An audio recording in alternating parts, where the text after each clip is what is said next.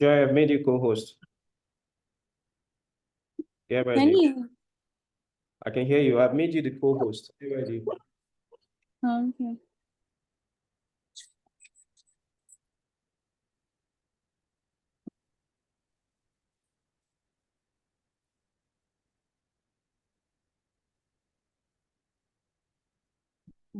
People are already waiting.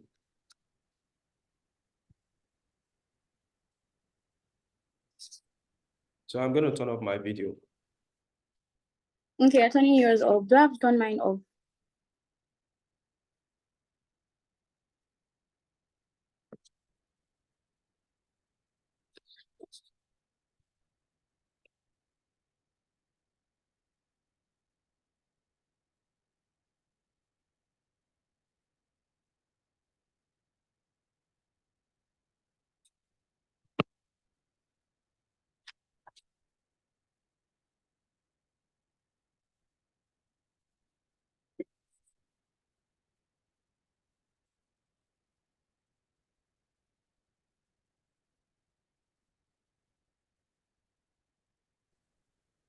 Hi, Joy.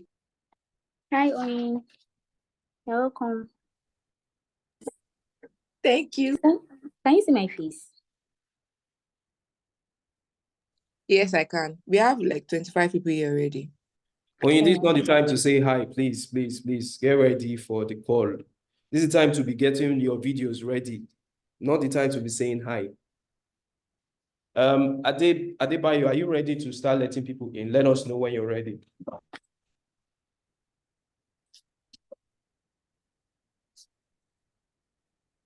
Adebayo, did you get what I just said? Adebayo, did you get what I just said? Now Adebayo is frozen. I can't hear him. And he's the one that's supposed to let people in. God will help us. I think Oyin can do that. So how will Onyi do it when the list, who is with the list? Onyi wasn't on our call. He's already letting people in. Jesus. Okay.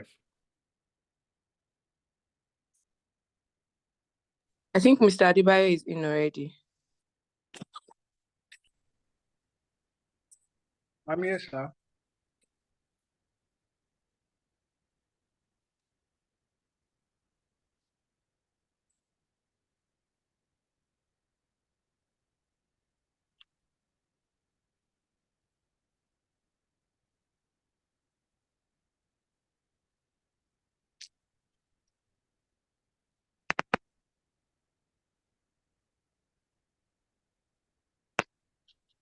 Mr. Adebayo, you are supposed to allow people in based on the list with you.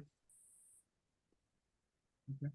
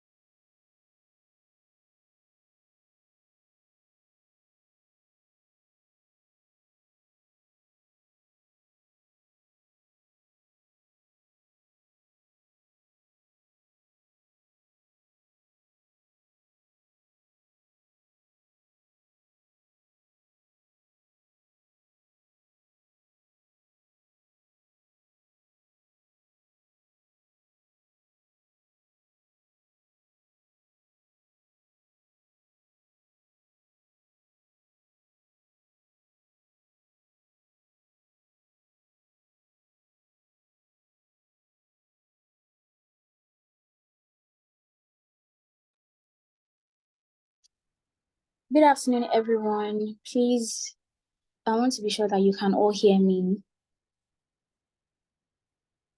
Please, if you can hear me, signify.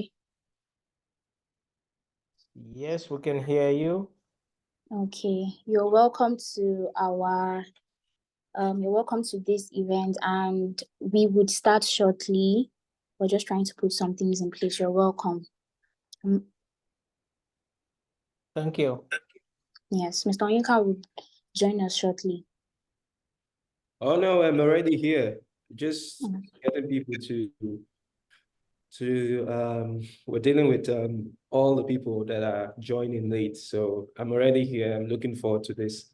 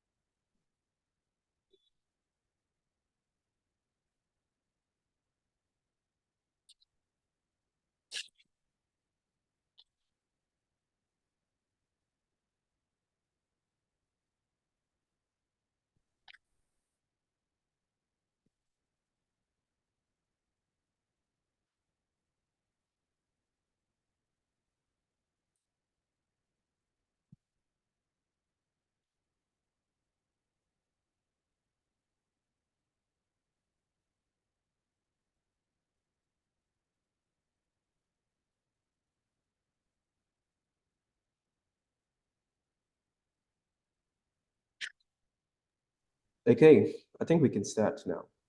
We already have 30 people in, so I think we can go ahead. Over to you, Joy.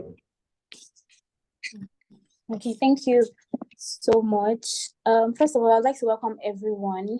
You're welcome to this our very first, live sessions with Onyeka, and we are pleased to have you. First of all, I know that some of us already know Mr. Onyeka. Some of us know him. Some might not know him, or some have had the opportunity to work with him personally, and some might not have done that. So because of that, we're going to have a brief introduction of who Mr. Onyeka is, so that we would know what we are into, so that we know who Mr. Onyeka is and understand that he is here to give you top-notch value. So briefly, Mr. Onyeka is a highly accomplished serial entrepreneur in Africa. He's known for his innovation and leadership across various sectors. For those who do not know, he graduated top of his class in software engineering, and he has gone ahead to build successful ventures such as Trips, Farm Crowdy, Rent Small Small, Quick Gist, and other startups that he has also helped to begin. Beyond his own ventures, he also mentors startups, and he invests in promising ventures contributing to the African tech ecosystem. And beyond that, he has also received a recognition award as a Techstars Global All-Star Mentor.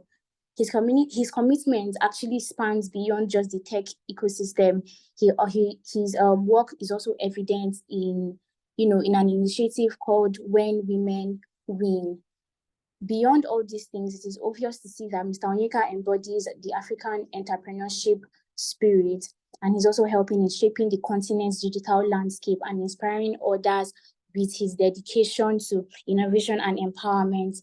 So with that brief introduction, please welcome Mr. Onyeka Akuma as he goes ahead to take us on this journey. You're welcome, sir. Thank you, Joy.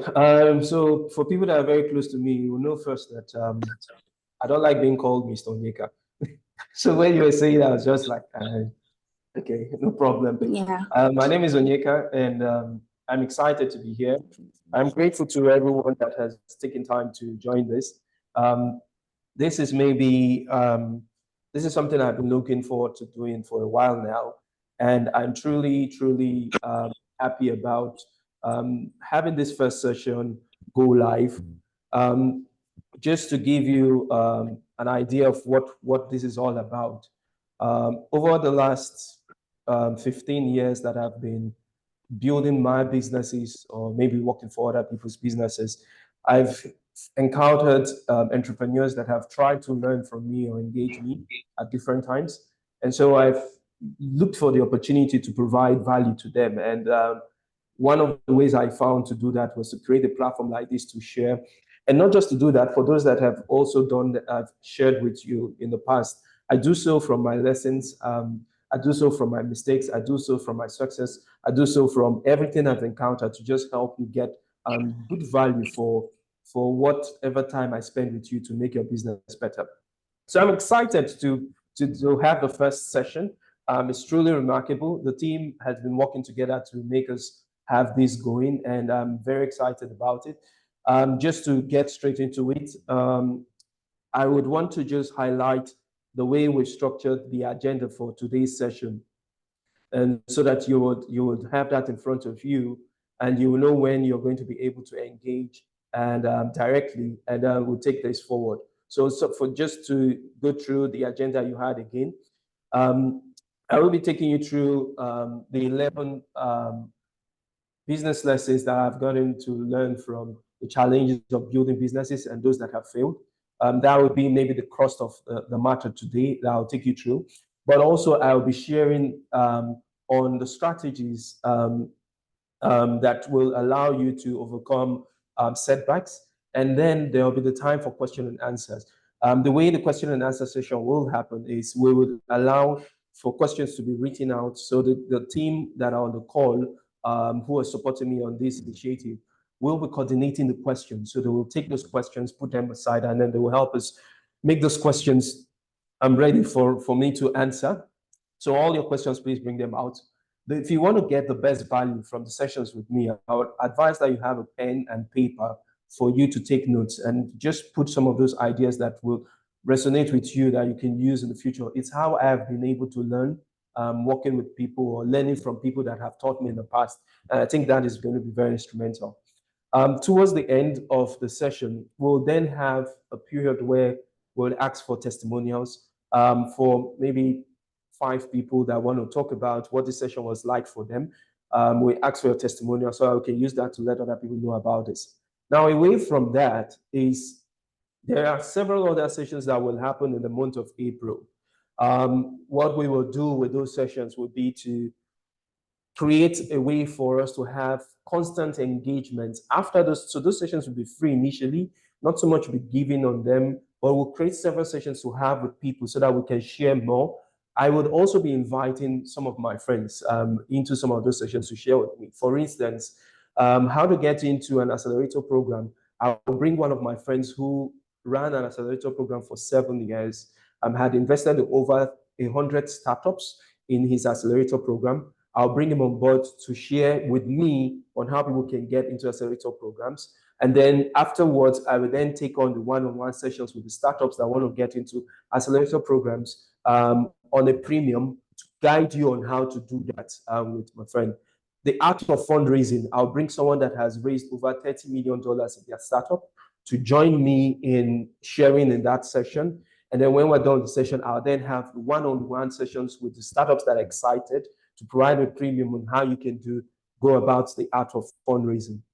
Finding the right co-founder. I will bring one person that maybe, or 1 or 2 other people that have been co-founders with me in my startups to that session, so that you'll hear not just from me, but from them about how we've gone about becoming co-founders to build value for people. And thereafter, when the session is over, we will then have the one-on-one sessions for me to guide you on how to do that. In the art of pivoting, I'll also bring a founder who has pivoted his startup. So he maybe raised about $2 million, $3 million with the startup and gone ahead to pivot. And then turn that sub pivot into a successful business, he will join me. And so we'll share together in that. And then you'll hear from me and him. And then thereafter, we have the one-on-one. So this is how April will be. What I'm doing with this class today is sharing from my own background and some of the things I've learned while building startups, some of them that have succeeded and some of them that have failed, so that you can get that knowledge and then use it. And then you can then go ahead and register for the other classes. So let's go straight into it. I will be sharing my slides.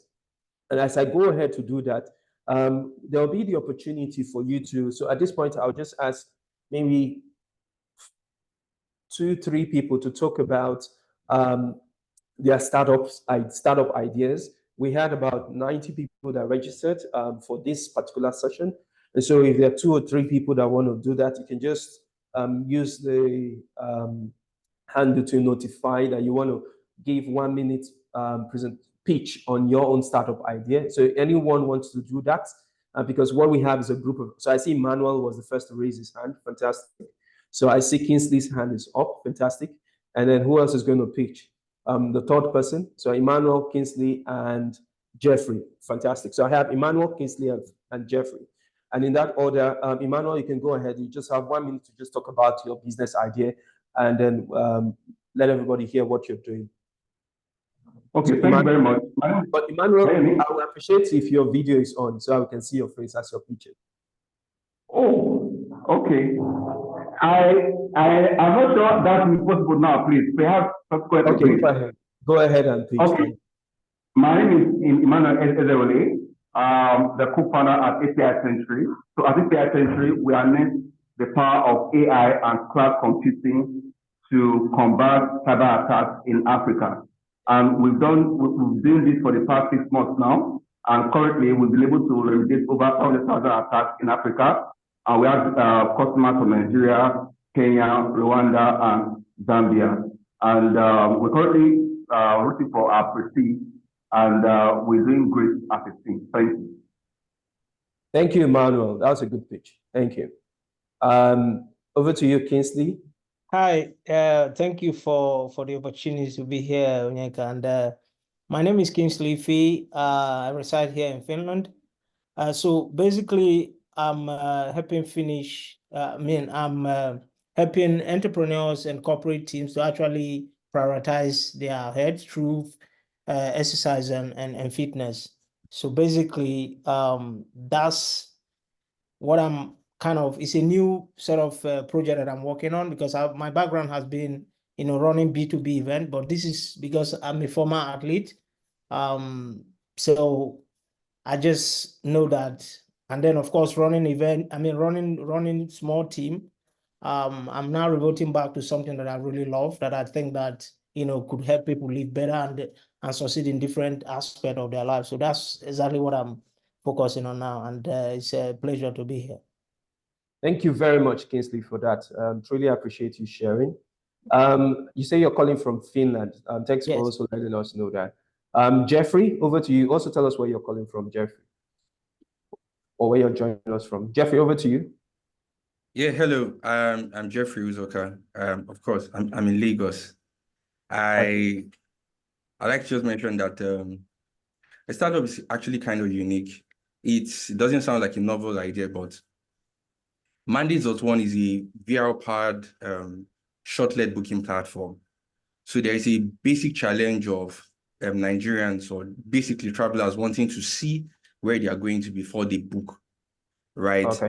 And most of the time, many agents will ask for, many customers will ask for inspections, but there's a unique, the market in the real estate space in Africa is generally driven by personal network. And sometimes all of these are referrals. So agents do not necessarily want customers to come to their shortlets, that's one. Or two, the shortlet might be booked at the time. So we provide the solution of a virtual tour, which makes it possible for customers to get a better immersive experience of what the place looks like before they proceed with their booking. So it's kind of like Airbnb, but VR powered. Fantastic. Well, it's nice to mention that this time we're currently in our family and friends round and been able to get 1 or 2 angels to come on the platform. Oh, Thank great. you. Fantastic. Thank you for sharing, Jeffrey. That's amazing. Thanks a lot. Okay. So we will just go straight into it. We have people signing up from different places, and truly appreciate that. But I'll just go straight into my slides now so that we can quickly get into the crux of the matter. And let me start sharing. So I'm going to be sharing my slides now. 1 second.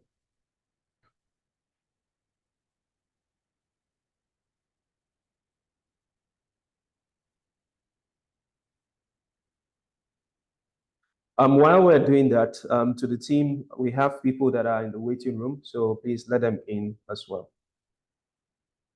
And then we can consistently maybe post the agenda so everyone knows what we're doing. Okay. So thank you to everyone who registered. Thank you to everyone who came on board. I'm going to be sharing about 11 business lessons from failing in business. And while I was going to talk more about what this is, what this entails, we're not here to romanticize or just, we're not here to really celebrate failure. It's not the goal of this session. Rather, what I decided to do with this session was to put down some of the lessons that I have seen in business ventures that have gone ahead to start that didn't necessarily get the results I wanted, and put those lessons side by side with some of the results I've seen in some business ventures that have gone ahead to start and have gone ahead to become really successful. And in all those lessons, I've seen many other entrepreneurs make the same mistake that I have made. They make the same mistakes in similar fashion or in different fashion, but I just see that a lot of them struggle with the things that they have to face with. And I said, let me put all of this together and share.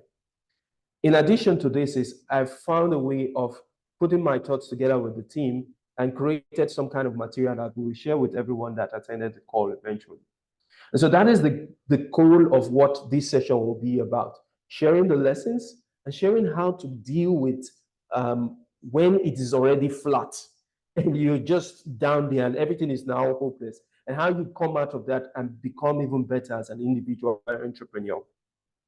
Now, just a bit about my background. That when I'm speaking about my background, I'm going to exclude the times I worked with Deloitte or the times I worked with British Council or GTB. All of that were career-based journeys that I'm not going to talk of. What I'm going to focus on is the times I tried to create businesses that were creating value for people. It started for me when I was 12 years old. And as a 12-year-old, my mom made me buy day-old chicks. And these day-old chicks were pretty much 200 of them for me to raise as chickens. This was in September of that year. And it was because I wanted a gift. And she wanted me to look at that gift and say, okay, if you want to get a gift at Christmas, raise these day-old chicks to become chickens. And then you use them to make, get the money that you used to buy the gift. At this time, she was teaching me how to use my hands to create value and use that value to then get what I wanted. Eventually, I raised those day-old chicks, but as you would have with a child, right? I was naming some of the birds. So I call this chicken A, I call this chicken B. And when it was time for Christmas, we sold some of the birds and I made a lot of money that I eventually bought a bicycle that I wanted then, a particular BMX bicycle that I wanted then. But some of the chickens that we didn't sell, I found that we killed them, we slaughtered them and used them for Christmas. And so that business ended. And while I got the lessons I wanted, I couldn't raise day-old chicks again because I was just emotionally attached to them. But I got to the lesson about using my hands to create value. So that's where it started. At 15, we had moved to Lagos. And in Lagos, okay, I'm going to use Anchor my screen so that you can see me. Because this is going to be more around storytelling.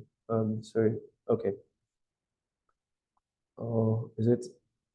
Sorry, just 1 second. I want to anchor my screen so you can see me as I'm talking. Okay, fantastic.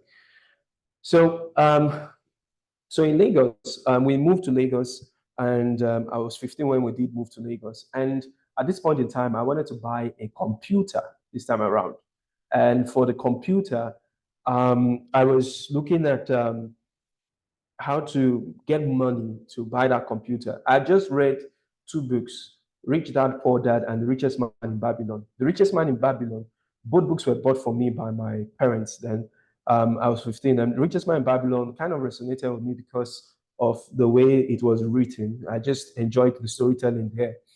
But Rich Dad, Poor Dad, I could only read chapter 1. And the reason I could only read chapter 1 is because that was the only exciting part. Everything they said after chapter 1, at 15, I was interested. But chapter 1, I saw where he took, Robert Kiyosaki took toothpaste cans and turned it into value. I saw where they were sharing newspapers. I saw a lot of things that I could relate with. So what I said I was going to do, I wanted to get a computer. And what I did was I decided to start a business center. So I got 5,000 naira. This was in Ajah, axis of Lagos. At this time, Ajah Park was just starting. This was in the year 2000. So I got 5,000 naira, and I bought a canopy, I bought a chair, and I bought a table, and I got my first employee to start selling recharge cards. So I'll go to CMS area, I'll buy a recharge card for lower the amount. I'll go deep into Saleko, buy the recharge card for lower the amount, and then I come back and then give it to him, and then we'll sell at a bit of a premium. And within 3 months, I bought my keyboard for the computer. I bought the speakers for the computer. By the 6th month, I was able to buy the TV screen, but I didn't get the CPU before he started cheating me. So he was cheating me because I was going for computer lessons, and he was the one on the ground, but he started stealing from me, and I later discovered and eventually shut down the business. Thereafter, I got into school, and in my time in school, I started building websites for people. I turned presentations into websites. I built lots and lots of websites for good reasons, bad reasons, whatever reasons. But I was building websites, and eventually I found out that one of my friends was building a website, and he was making money from it while I was building websites for other reasons. And so I went under his tutelage and then learned how to build websites to make money from it. I ended up paying my school fees in my final year was 500,000 naira. And it was difficult for my parents at that time to do this, but I was able to build 2 websites that allowed me to make that money in my final year to pay my final year school fees. And so I was using websites to then survive. I got out of school, started doing the same thing. Then I set up my first company, Anozim, which was a digital marketing and web design company. We built about 400 websites within its time.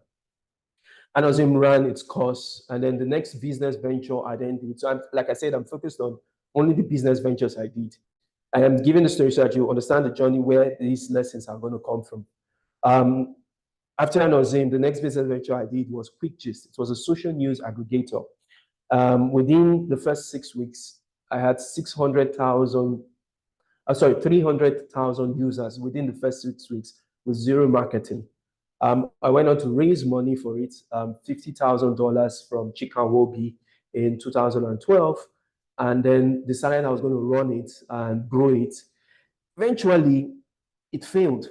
But before everything collapsed, after I raised money and tried to grow it, before everything collapsed, I had a team of 12, and eventually it failed. But what I did before it all collapsed was the technology that we had for QuickGist and the platforms we had created with QuickGist, I sold it to Business Day newspaper.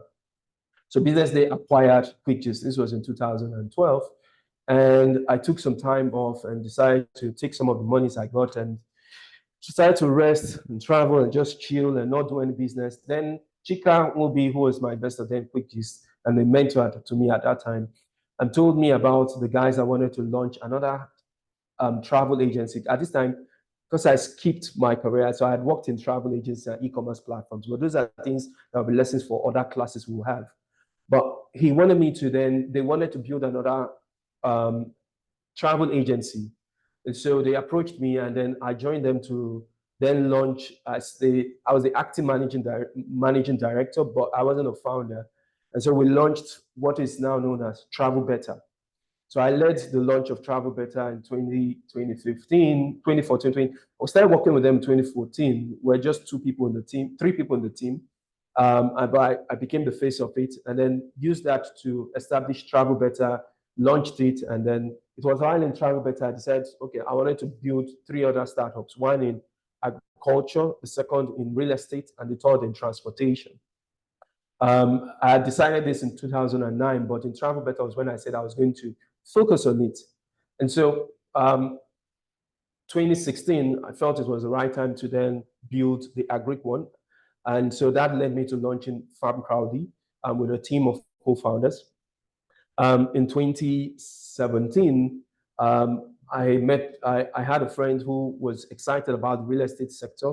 And together we then launched what is known today as Small Technologies.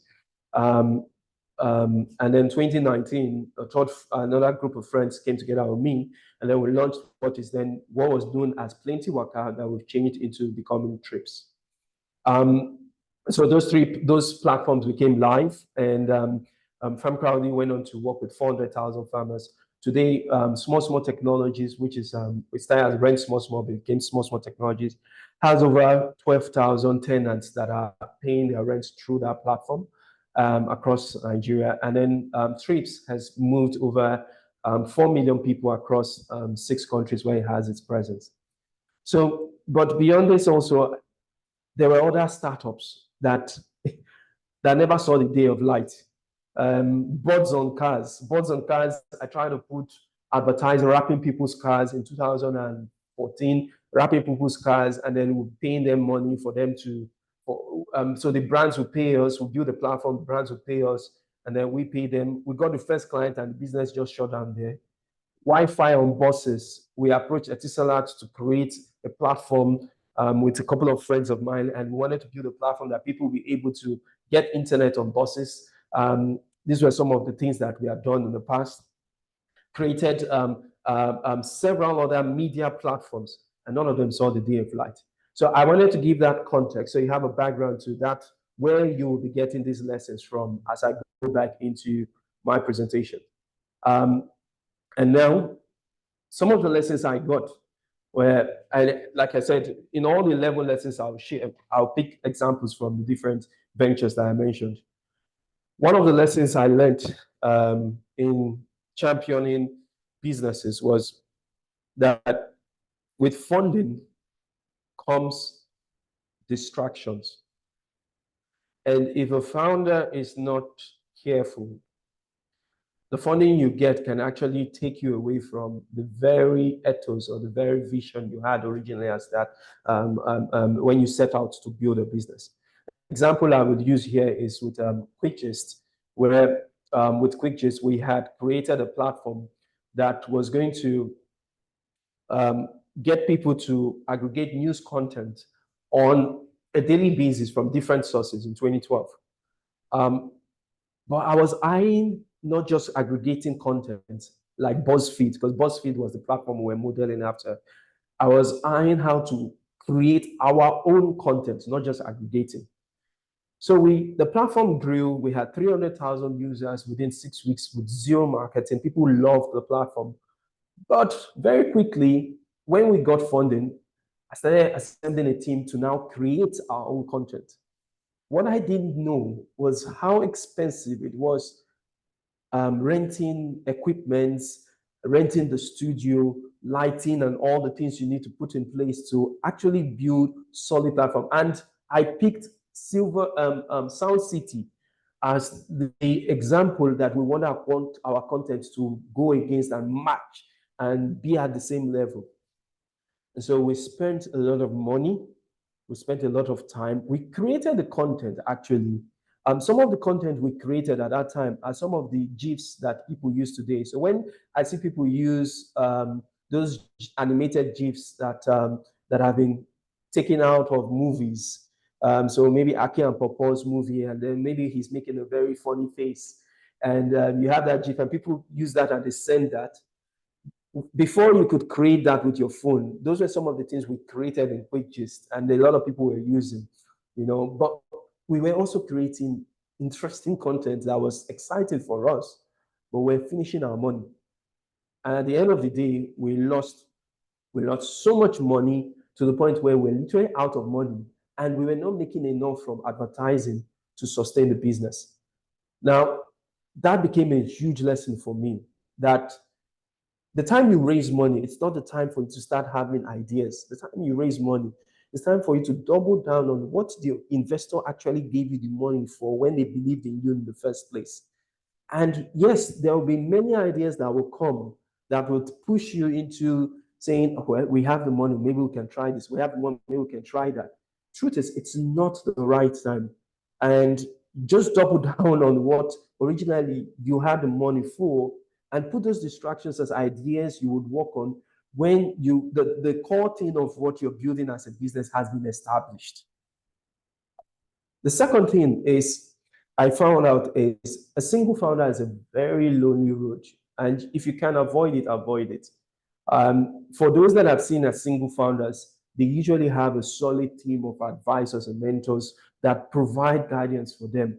But if you can avoid it, get a team partner. I know it's not easy finding the right founder, co-founder, because I mean, in finding a co-founder, it's almost like you're getting into a marriage with someone. And so you've got to know the person. You've got to understand that you have similar core values. You've got to understand that, I mean, people will look at you and want to see a background that is solid, that has a solid relationship before the idea.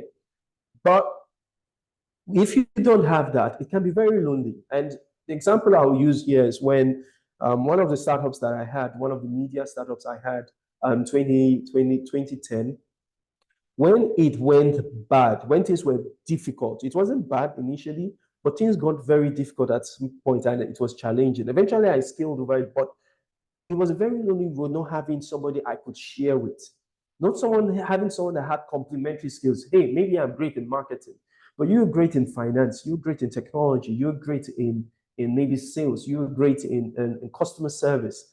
And with those complementary service effort, we can do things for the business, but also you have personality traits that will support me as an individual so that when things get tough, and things always get tough, it's never a straight line. Even for the most successful businesses you see out there, they have their high moments and low moments. In those low moments, it can really get lonely when you're a single founder. And so one of the things I have learned is if you are today a single founder, it's not a crime. If you are today a single founder, surround yourself with advisors and mentors that will tell you the truth and give you complementary skills. But if you can avoid it, get a team player with you that has similar core values that you can fight with and reconcile, that you can laugh with and you can share successes with. 3, never underestimate the value of mentors, coaches, and cheerleaders. The difference between them is, for a mentor, you can have a mentor and be a mentee to a mentor, and the person doesn't even know that they're mentoring you. What that person has seen with you, or what you've seen with the individual, is maybe in the way they speak, in the way they've lived their lives, in the way they've guided themselves and made themselves valuable for society. It has provided some kind of impact for you, and you appreciate that mentorship in their style. You may eventually approach them and say, hey, I want to engage with you, and I want you to be a mentor and helping me through the task that I need to go through. But they are not dedicated, as the mentor himself is not dedicated to say, okay, for my mentee, I will be giving my time to you and devoting XYZ time to you and providing that kind of guidance. It can be external. So where it gets from just the external bit, and you're now doing this with an individual that that cares about you, that understands where you're coming from, that wants to give you value, that wants to guide you through the process. That's now a coach. In my own, that's now a coach, an individual that is big about making sure you have good value for life and is guiding you through the process one-on-one. And so it's good to have mentors. And by the way, for mentors are seasonal, because you may grow so fast and your mentor, all of a sudden, you're in a position where the person that is your mentor it's not giving you so much value. You need a new mentor in the new level or the new stage that life and God has given you or taken you to. And so for every season, you have a mentor for different purposes that are guiding you. The mentor, you can have mentors for life seasons, you can have mentor for business seasons, you can have mentor for educational season, all. But a coach is hand in hand guiding you through the process, most of the times a coach, just like in football, most of the coaches are the most experienced ones that are taking all your skill sets and helping you to make them into tremendous value, devoting their time to you and making sure you make the right decisions. But with cheerleaders, you also need them. And this is one of the things I learned with one of my businesses where we didn't have so many cheerleaders. Your cheerleaders can come from your very early fans, early customers, who then become loyal fans and become cheerleaders. Your cheerleaders can come from external people, just people that just love what you have created. And we talk in the room that you can't enter, so that they open doors for you that you didn't even imagine will come your way.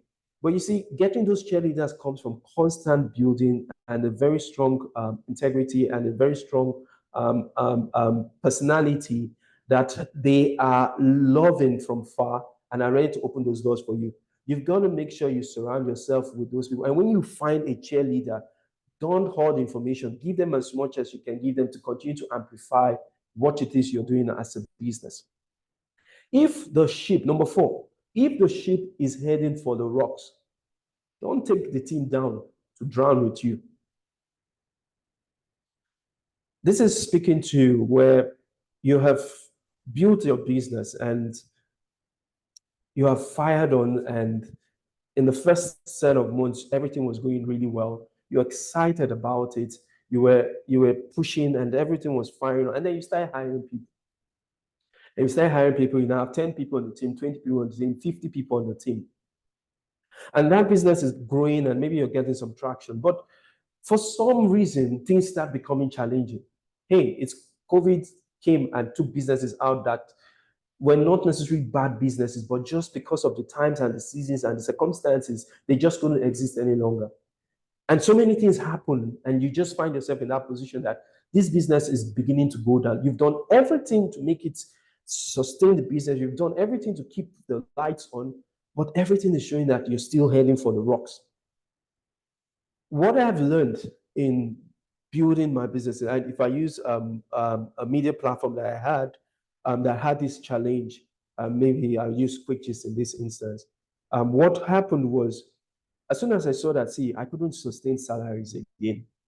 I had to start doing double time in finding what next do we do. So as much as I say that we sold QuickGist to Business Day newspaper, what really happened was we ran out of cash. I mean, the funding had dried up and we ran out of cash. The revenue we're generating from adverts wasn't self-sustaining. So we ran out of cash. I then looked at, okay, we're aggregating news content from several news sources. And each of these news sources at this time were Guardian newspaper, Business Day newspaper, City People, and many other newspapers. But Guardian and Business Day at that time had websites that were not attractive, especially Guardian and Daily Times. And so in coming out of that hole where we were, I told the team to quickly design a new website for Guardian newspaper. And so we created a new website for Guardian newspaper where we wanted to go and show Guardian newspaper what their website could look like. And so this was, like I said, in 2012. So we did that, and then I reached out to Tokyo Ibru at that time and had a presentation for them, and we were able to convince them about moving their entire online efforts to us as consultants outside. And then what I did was the team. So I did this with Guardian, I did this with Business Day, I did this with City People, and I had a team of 12 at that time. There were 2 of them that weren't really great people, so I had to let them go. But there were 10 people that were still very good people in the team. And so what I did, I splitted the team into 3. Some of them went to Guardian, some of them went to Business Day, and some of them went to City People. In this process, I took out the burden of having to pay salaries. They then started earning 2 times the salaries they were earning with me. Some of them started earning 2 times the salary. Some of them became online editors. I think even the online editor today in Guardian is still one of my former team members. I still have people in Business Day that came from the team. Some of them became online editors and became full-time editors in the company. But what happened was I made sure we moved the team out so that they could get opportunities, especially when you have good people that you don't want them to suffer. You push yourself to make sure they had that opportunity. And then eventually we're able to get out of that hole.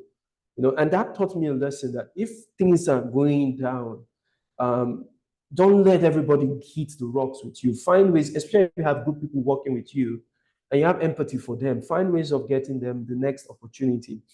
And if you can't even do it that way, find ways of recommending them to other people. Find ways. I've seen businesses do this. I've seen individuals do this, and I take note of it. They will send a message to other CEOs and say, "Are you looking for team members? I have really good people in my team. Things they don't have to tell you that things are not going well in their business, but they tell you, I have a good person here. I think this person will give you tremendous value. So do that, and so that you can continue to pay things forward with the relationship you've created with these people." Number 5, build succession plans early. One of my favorite quotes I say, even founders have an exit day. Don't build businesses as though you think you're going to be there forever. And it's something I've learned even in failures or in working with businesses that I make sure that there are constant succession plans set in. And how do you do this? Very quickly, if I get into a department or I get into a team, as soon as I enter, on the first day, I put hierarchies. I try to put people in places where, okay, you've shown capacity at this level. Can you take over here? Yes, you've not led a team before, but you will lead a team with me this time around. I want you to be in this position to take over 1, 2, 3 people that you'll be coordinating. And then I watch you. And then as you do better, as you do well with that, we grow your responsibility to do more. And in such a process, you find that you're building lieutenants, you're building deputies that become strong people. Especially when you want to build a company that goes beyond you as a sole entrepreneur and you're trying to create a company that has a structure across different departments. Create your succession plans into the structure of how you set up that business from day one, including for your role. Every person, the way I have learned from failures to deal with this is every individual has a deputy that can easily step into their role, assuming something happens to the person at the top. And so those succession plans have helped reduce risk associated with key people in your company, the key man risk effect. And then it can help in hindering businesses. So you see where even for founders, if the founder doesn't have a succession plan in place for founders or for themselves, when there are issues, maybe with the founders, maybe founders leave the organization. Now suddenly somebody is leaving and packs everything and goes, and then they ask, who has the access key for this? He took it and left. How? It's because there's no structure. Who knows how to engage with this customer? When did this sales process end? This man that left, how? And so those are things that I've seen have led to failures many, many times. And if you build succession plans, even up to the founders, it helps. 6, pay attention to early cracks early. With this, I've seen, early cracks are stemmed out of gossips. They're stemmed out of small quarrel. They're stemmed out of, I'm not talking to this person today, or malice in the office, or stemmed out of just the way a person is walking and is just constantly burning people as they are walking. As a leader, as an entrepreneur, don't ignore those things. I know it's actually easier for you to just move on and say, hey, I don't have the time for this. HR, please deal with this quickly, and whatever it is you say. But if you're really leading a business that you want to succeed and you want it to really succeed, if you notice those cracks and maybe they are repeating themselves consistently, find ways to deal with it before it becomes full-blown gaps that will bring the entire business down. If you don't know how to do it, find someone who will guide you on how to deal with that. An advisory board is important. It's one of the reasons why you should always have a board. You can have a sound way of engaging that advisory board to get advice on things that they've dealt with, or board of directors, or just your coach outside. You can read some things in books, but when you're dealing with selling people matters, it goes beyond books. You want to get real life examples on how to manage it. I have seen that help many, many times for me. And dealing with those small cracks very quickly ensures that you create the means that allow the business to thrive, so that you don't put yourself in a scenario that you let those gaps stay too long. It creates so much friction, and at the end of the day, the entire building comes down. So deal with those cracks very, very early. 7, start small. Some of the business ventures that I mentioned, like boards on cars, one of the reasons why I knew bottom cars at that time, the only issue bottom cars had was the timing and also the Wi-Fi we're trying to put on vehicles or buses. One of the things I noticed at that time is what saved me from major embarrassments of just putting so much money into that venture and not seeing much coming out of it was we started small. We bought some cars. I had the opportunity of signing up all the taxi drivers in the CMS area of Lagos. And that came to roughly about at that time, about 900 drivers. But I decided to start with just 20. And in the 20 we started with, I did not even see the issues around AppCon, the issues about putting prints on cars, the issues about, okay, for instance, you put a print on a car, the person you're putting the print on your car will tell you that I work in a bank, let's say Bank A, and you're putting a print on that car for Bank B. There's no way it's going to work. But meanwhile, you've signed him up, meanwhile, you've maybe even paid money, and meanwhile, so I just like seeing so many issues. Even if you had a business, there are so many times these issues will come up that you don't even expect, or policies just change. And so we started off with 20 vehicles, even if we had the opportunity to have 900 vehicles on the platform. And we only ran one campaign, and we had the opportunity to execute one campaign. But as soon as we started seeing those issues, we had to then decide whether we wanted to full speed go ahead and solve this problem, or just pull back and then count our losses and then find a different way of doing things. With the Wi-Fi on buses, so much investment had gone in. I had two founders, one of them currently leading a major startup right now in Nigeria, Shani, and then Christopher. And I remember when we went for a meeting with Etisalat, and they told us, see, just putting this infrastructure and that infrastructure in place, you need $8 million. I was like, it's only 2 million naira I started this project with. And you're telling me about $8 million. And they were like, see, you need this, this approval here. So, okay, guys, we had to have a new meeting. I was like, man, we've tried, at least we tried. We don't know where to get $8 million from. And it's a good thing we had these conversations early. Even if we had opportunity to have access to those buses, we knew that it wasn't necessary the venture wanted to go on.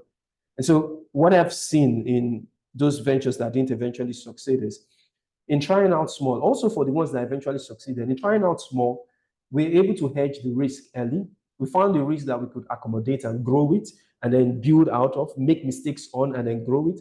We also saw the mistakes that we knew that we couldn't go with and we had to put everything on hold. And so starting small is golden, and it's one of those things that have helped to make sure we mitigate risk. And as we mitigate the risk and we're growing, we go from, even if we have 10,000 people we can serve, we start with 100, we deal with the 100 scenario, we go to 500 scenario, we deal with 500 scenario, we go to 2,000 scenario, and then we go to 5,000 scenario, because in all of these scenarios, from your team's ability to deal with 100 moving to 2,000, even if you have 10,000 waiting, it takes a lot. In that scenario, from your team moving from you as an individual, moving from dealing with the complaints of 100 to 1,000, all of those things comes in 3 cases. And so that was a good lesson for me to learn in some of those ventures that didn't go well. Every failed venture is a lesson. Number 8, every failed venture is a lesson for the next venture. Don't waste the lesson.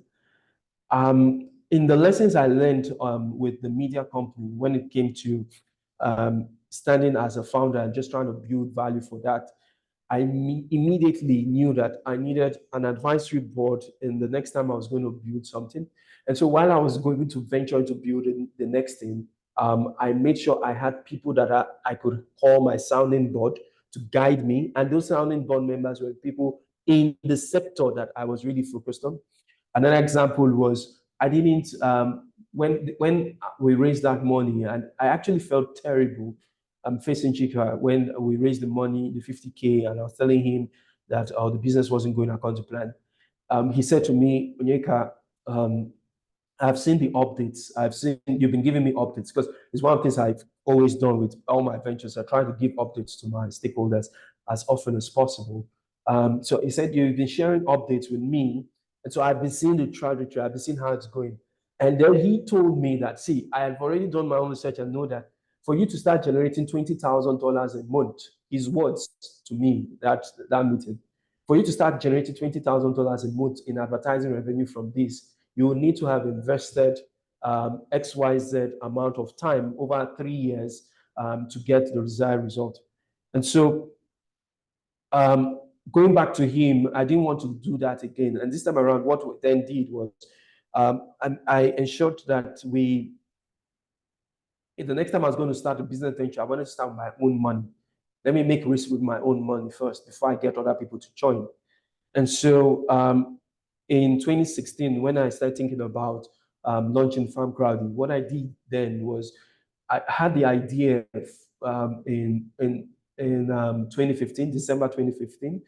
And then in January 2016, I knew that was something I wanted to do. So from February of 2016, I started saving 50% of my salary while I was working in Travel Better and launching and pushing Travel Better. I started saving 50% of my salary every single month from February. So I saved in February, March, April. I did it like that until September when we then launched. Now, the monies that I then used to then launch in September was that 50% salary I was saving. I then needed my initial capital to launch with. And I wanted to see the business generate revenue from day one, or at least let me see money coming. I didn't want any business idea again that somebody would tell me I need 3 years before I can start making money from it. I wanted a business venture that was going to be making us margins of value as a business owner from day one. And then 3 months later was then when I went to look for an investor to then invest. But at this time, we had proven the concept. We had seen how to make money. And then I knew that the risk I was taking, that I took originally, was with my own money. And that was how we then went on to grow it. So those lessons from the different ventures have helped with new lessons. And even the lessons, I mean, as I am today, I still make mistakes, but I don't make the same mistake. And so I make new mistakes so that I can learn from them, never to repeat them again. Never shy of making those mistakes or trying out or putting my feet forward to try out new things. 9, feel the heartbeat of your early customers. It's always a compass.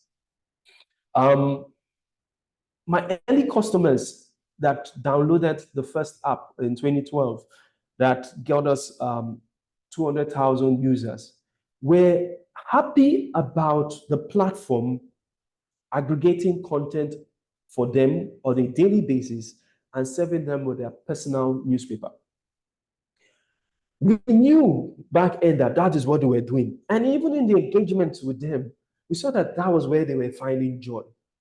But because we felt like we had money to create something new, we wanted to go after BuzzFeed, we wanted to create content like Sound City, we decided to go deaf to our customers in 2012, such that we moved away from aggregating content to now saying, let us create content for you. So it started first with, we shifted slightly. So you would then see two solutions.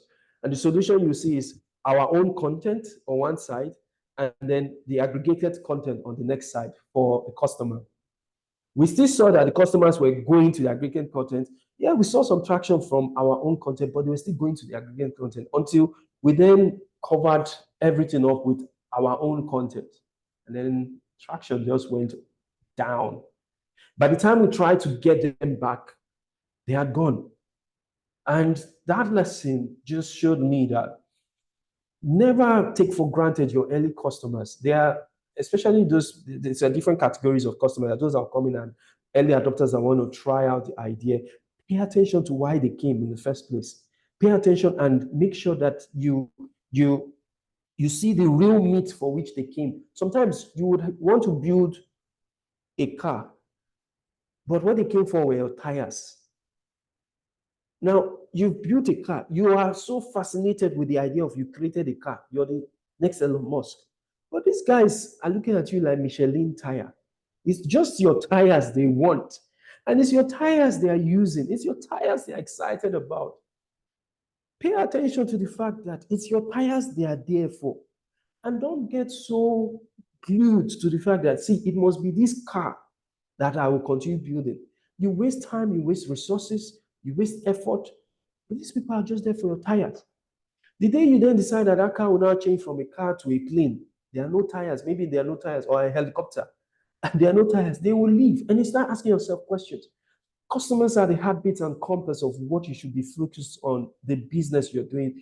And if you double down on continuing giving them that value, turn them into ambassadors to bring more people like them to use it, you create a monster of a business that becomes truly successful.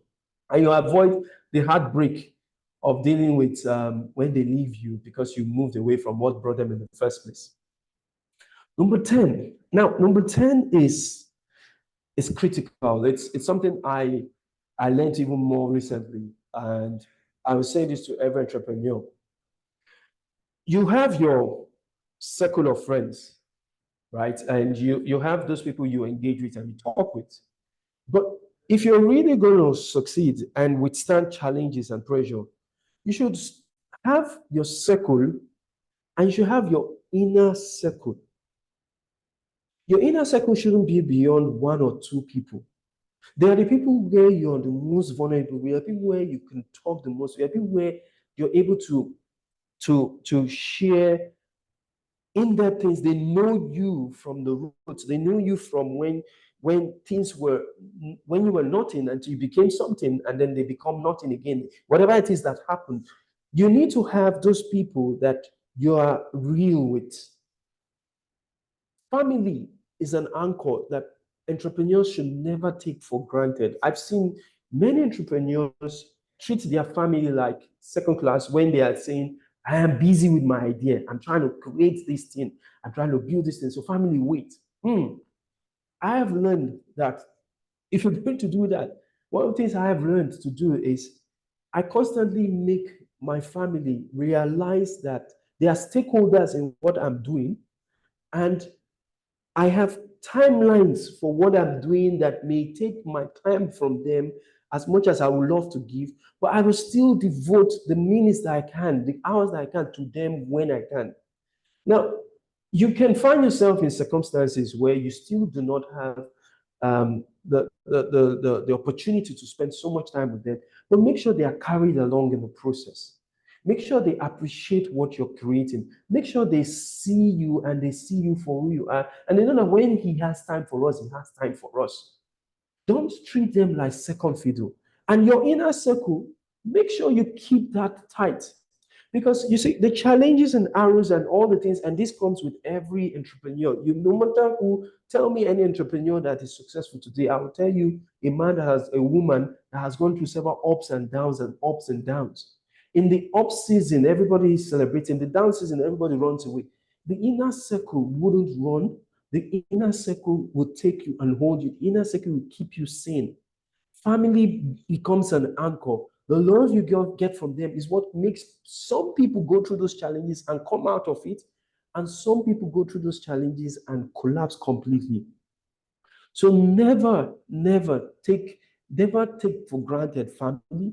Have an inner circle. If you look across your friends today, there are people you give as much information to. There are people that will know that you give even deeper information to. And those people, keep them sane and be true to them and be vulnerable to them, and make sure you have that always as an entrepreneur. Number 11, timing is critical. In many times I've found things succeed.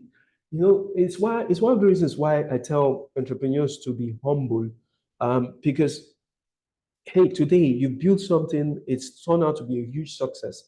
Timing and several factors came together and made it work. Somebody else had a similar idea and maybe did it 10 years ago. And unfortunately, the environment wasn't right. The investors were not there. People didn't even understand what they were doing. Imagine if you were talking about artificial intelligence 10 years ago in a city like, in a city in Nigeria, or a city in Rwanda, or in a city in Kenya. People would talk to you and they would want to, if out of respect, they may not say so much to you that will make you discouraged, but they will really in their head say, this guy is talking BS. But you look back and you look 10 years from then and you look at where we are today, and what's the biggest buzzword everybody wants to have in their business because they think that's the way investors will invest? AI. AI this, AI that, AI up, AI down. Everybody wants to have an AI platform. But 10 years ago, it wouldn't have tried. And so timing is critical, and understanding the time and season for your idea is important. When do you start? So the fact that you already have the idea and the fact that you have something that you think will change the world, you still have to find out, when will you start? When do you share it? When do you let people into the idea? When do you let people know about the idea? When do you grow it? When do you scale it? When do you make it become big? When do you pivot? When does the idea go through a season where you need to maybe do one or two things to make it change and make it relevant again in the eyes and then grow it?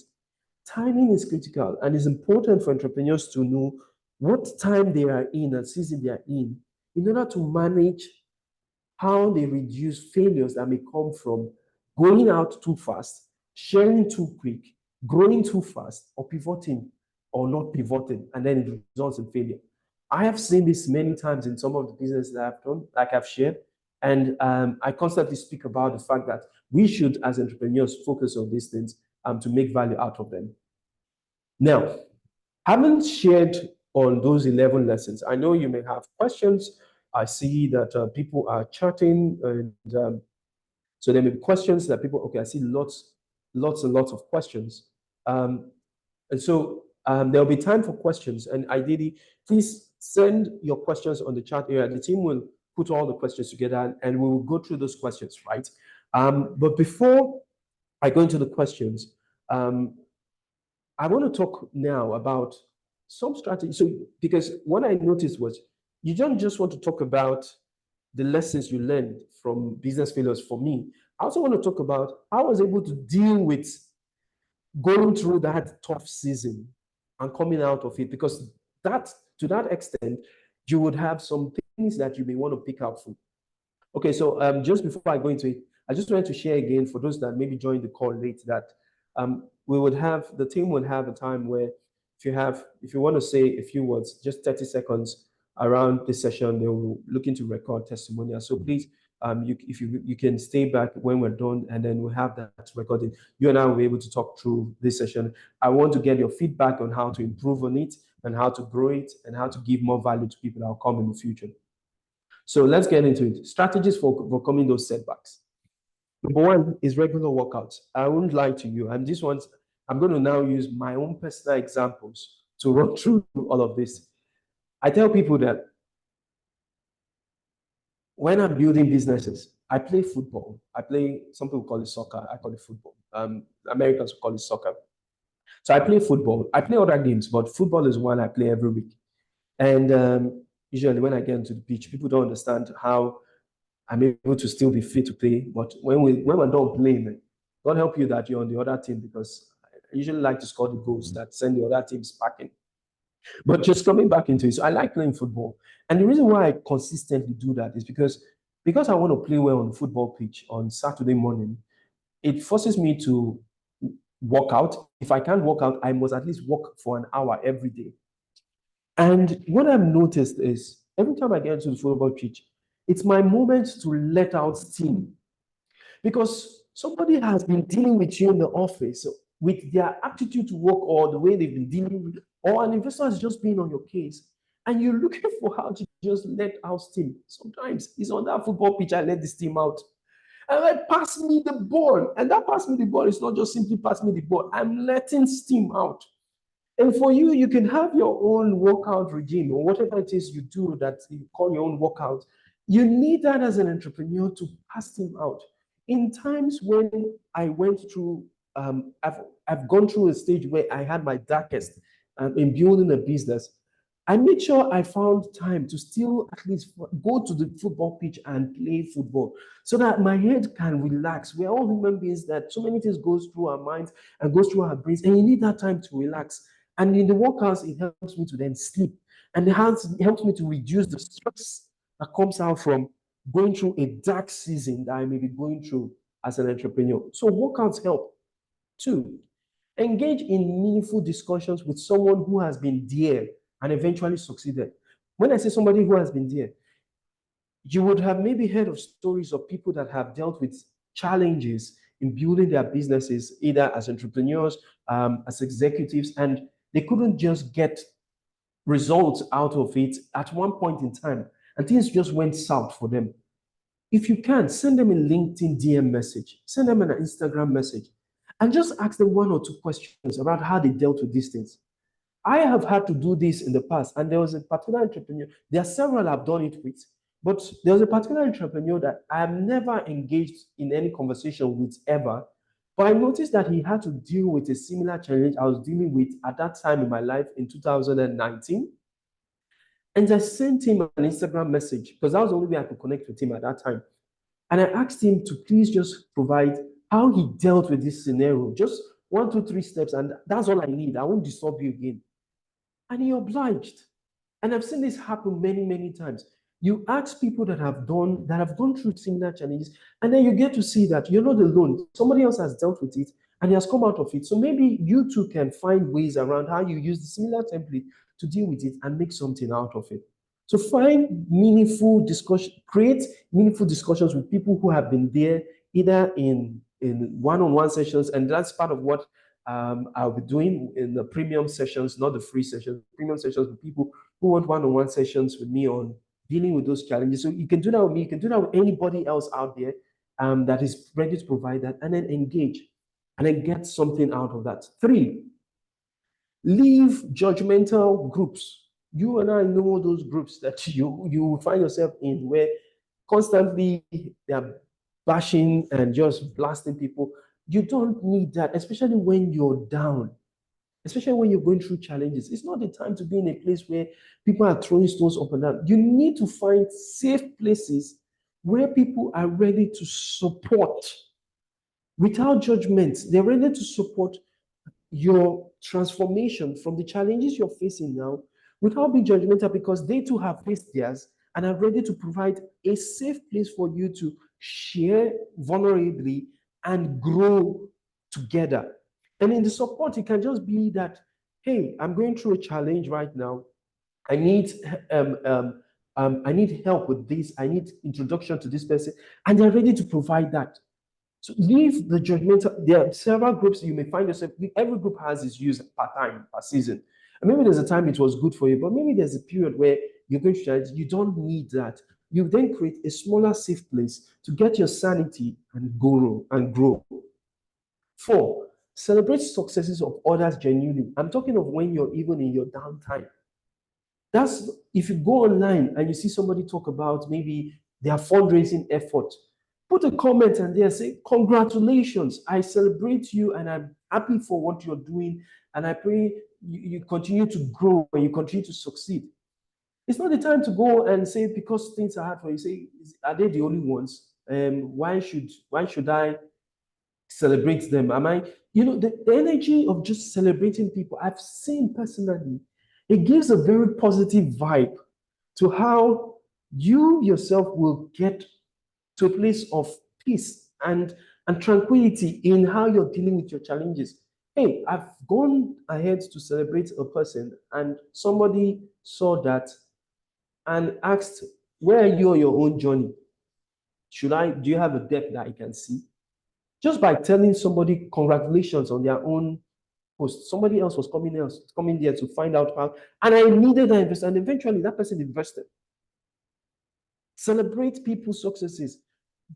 Do your best not to be jealous or envious, but rather find positive energy from celebrating people's successes. It's one way I've found in dealing with some of the things I have dealt with. Remember, you are not a failure. The business just didn't work. Now, this is something I constantly tell people. The business didn't work, and there are reasons, fundamental reasons that it didn't work. You will need to find that and make sure you don't repeat them. But you, as an individual, you should be patting yourself at back. At least I stepped out on the water to try to work. At least I put some effort to try to get myself to try and deal. One of the things I was saying to a friend yesterday, I said, one of the things I do, I'm one of those people that believe that I don't want to get into the grave and have, when I'm done on earth, and have anything around my ideas or the things I should have done coming to me and telling me that you didn't just do them. I've heard this in several motivational speeches that people give. I'm a big fan of it. I want to leave it all out on the field, knowing that I did my best. I tried. I mean, when I work for people's companies, I tell people I work in your company like as though I am a part owner with you, because I give it my all to see that your business will succeed. And I'll do it as if it's my own business too. And that attitude is what I've done also with building my business. So you did your best, as long as you did your best. So it's when you think that I should have done this, I should have done that. I mean, there may be times you think about that. But when you know that you did your best, you gave it your all, and it still didn't work. It's not you that's a failure. The business just didn't work. You yourself, you're a champion. You yourself, you tried something. You gave it a shot. And so you should consistently remind yourself about that. And know that I'm not a failure. It just didn't work out. And maybe I would do something else in the future that will work out. Many people will celebrate today. I know a particular entrepreneur that's celebrated all over Nigeria. He talks about how he had 10 failed business ventures that he started out from his mother's house on the couch. And before he got one that eventually started succeeding, and then it turned him into a huge success. Try again. Now, but before you try again, because I have something else I'll say about this later, make sure you're trying again with the lessons you've learned, with a better strategy. Because you go and try again without learning the lesson and you repeat the same lesson, and there's a problem. It's not me that told you to go and try again. That kind of try again is not the one I'm talking of. I'm talking about the one that you've learned your lessons, you've seen how to do it better, and you want to give it a shot again, knowing that you can do it better. But before you try again, remember, remember you're not alone. Many have not succeeded until they succeed. This is similar to what I said earlier. Okay, so this is where I'm going to on trying again. You may also, while looking at trying again, want to give yourself a break. So if I use myself as an example, when QuickGist didn't go according to plan, I decided I still want to build business, but let me go and build other people's businesses first. Let me go and take up employment. Especially because my family had suffered the brunt of the previous venture. And yes, they were understanding, but I don't want to put them through another venture again. Like just be consistent. You don't want to consistently go at it again when you're not absolutely sure that this one will succeed. And you have a family to feed. So I took up unemployment. And then I learned the word being an entrepreneur. All my entrepreneurial skill with the security of the salary to make sure that my family is sane and they are fine, and even myself, I brought all my entrepreneurial skill under a company as an employee to help them build their business. Then I was watching the things I was doing under that cover to see how to do better on what I missed out on in the previous idea. So maybe you want to try again, but before you do, you take a break and go back to employment for a period. Give yourself time. Entrepreneurs are people that they find themselves back in entrepreneurship, in employment, and they get what they want. They go back and they give it another shot. I love those stories. And so be an entrepreneur first, learn things from there, and then maybe build something again in the future. Or go back to school. And in going back to school, learn new lessons, build new networks. MBA programs, I say to people, are not necessarily. I used to teach at the Rome Business School, and the Rome Business School out of Lagos. And what I noticed was many of the MBA students that I was teaching on entrepreneurship and marketing, they were there, yes, to build their skills, but the things they valued the most was when entrepreneurs came to teach them, and the network they were creating with other people in their class to come up with new ideas that may become successful businesses.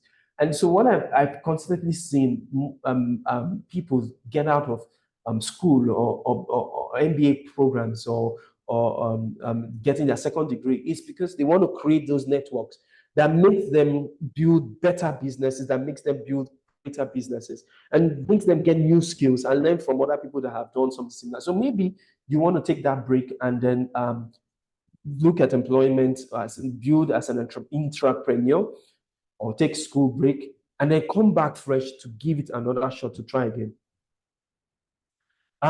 Communicate openly with those who love you. I think this is very important. So they gave you the opportunity to try out your ideas. Your sister, your brother, your parents, your wife, your husband, your children, those that are very dear to you and around you, they gave you the opportunity and they allowed you to take a shot. It didn't work out. Communicate openly with them why it didn't work out. Just tell them, whether they understand or not, just tell them.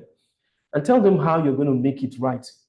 And make sure that you look at their faces and they constantly remind you of why you have to make it right. The next time you're going to give it a shot, but with a better plan. And don't, like I say, don't just rush into it again and carry them through another process. Find a way of making sure you create the cushion for them, so that as you communicate openly about the next thing you're going to do, they can also support you, because you need them as an anchor. Maintain your inner circle. I've talked about this. Block the noise outside.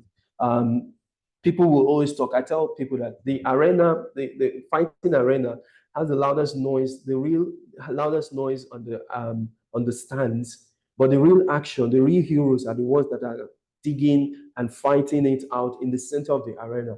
So block that noise. And if you notice, many of the people that fight in the middle of the arena, Anthony Joshua and Ngolo that got into the arena, they will block the noise out, all the noise outside, to focus on what they're doing, to block that noise. Build yourself as a better individual, keep grinding, and maintain your inner circle. So I wanted to share that, and that's pretty much a wrap on my session. And hopefully, I'm hopeful that it was one that was good. So just as we get now into the questions, just remember that I will be having the one-on-one. So some of you already now on the call have already initiated having one-on-one engagements with me before even the call. So there are one-off meetings that I can have for 2 hours, premium people. I'm joining a couple of, I have on a couple of boards. For the time that I have, I can provide my Saturdays to advising on boards. I'm happy to coach and mentor for really serious entrepreneurs. And then I say really serious because I want to see that you have meat in the game and you're really passionate about what you're building. And then also the external co-founder team, happy to do that on a one-on-one basis. So with the team, you can get the link on my website for booking appointments for you if you want to engage on those one-on-one sessions. Also, this will come back to later on, but remember the other sessions we'll have, like I mentioned at the beginning, will be how do I get into startup accelerators? As I mentioned at the beginning, it will happen on the 13th of April. I'll bring a friend of mine who has invested in over 100 startups. He ran an accelerator program for one of the biggest accelerator programs in the world for 7 years. And he has invested in over 100 startups that he has brought into that program. So he will join me on that. And together we'll have that session. And then afterwards, I'll then do the one-on-one with those that are ready for the premium to guide them on how to get into accelerator programs. I've done that for Nigerian startups. I've done that for 16 Nigerian startups, including mine, 16 Nigerian startups.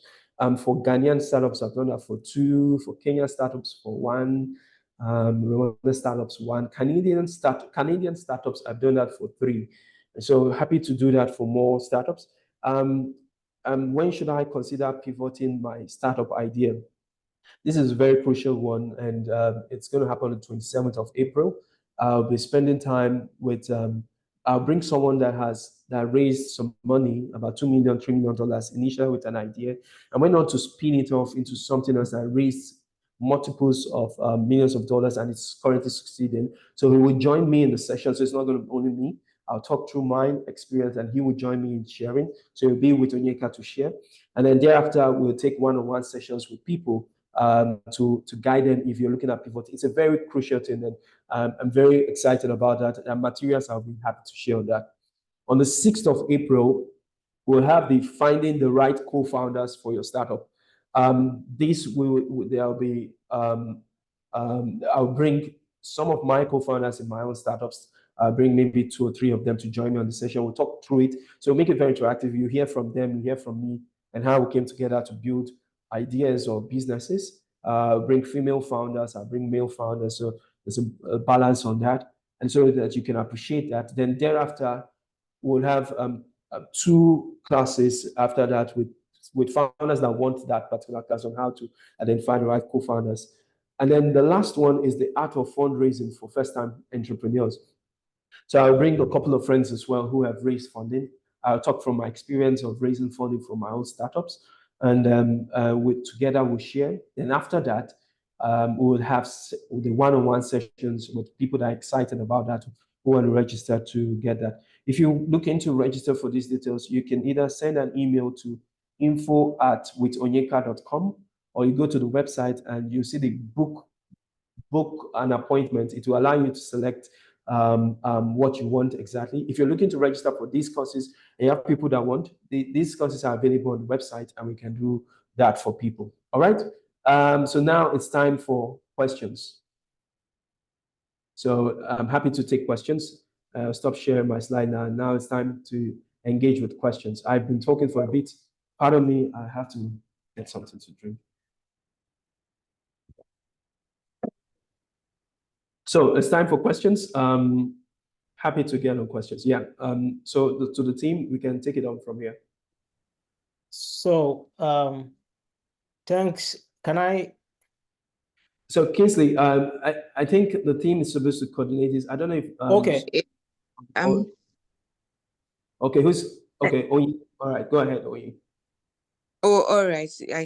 I want to believe that it has been a really insightful session for everyone. I got value myself, and thank you so much, Mr. Onyeka. It's Onyeka, we not have Mr. I'll get used to it. Thank you so much, Onyeka. So I want to go through some of the I want to Mr. Onyeka, please. Joy and Abiodun, they've been kicked out as they're now guests. So maybe if you can let them on as co-host. Well, that is going on. I will just go ahead to read one of the question and then I believe Mr. Abiodun can take it up from there. All right, we have a question from... Take note that Kingsley has a question too. So oh, yes, please. Engage him and get his question as well. Yes, please. Okay. All right, so we have a question from Temtepe Ekundayo. It says, how do you find mentors and coaches that might have your time, or how do you approach this? I think what this person means to say is, how do you find mentors and coaches that might not have your time, or how do you approach this? Okay, in the art of getting a mentor, I will use an example. There's a mentor of mine in 2007, Victor Kibo. He was the marketing director for British American Tobacco. And I wanted him to be a mentor to guide me in the whole process. And so I spoke to him and I sent him a message and I told him I wanted to connect with him. I liked what he was doing. I wanted him to be a mentor.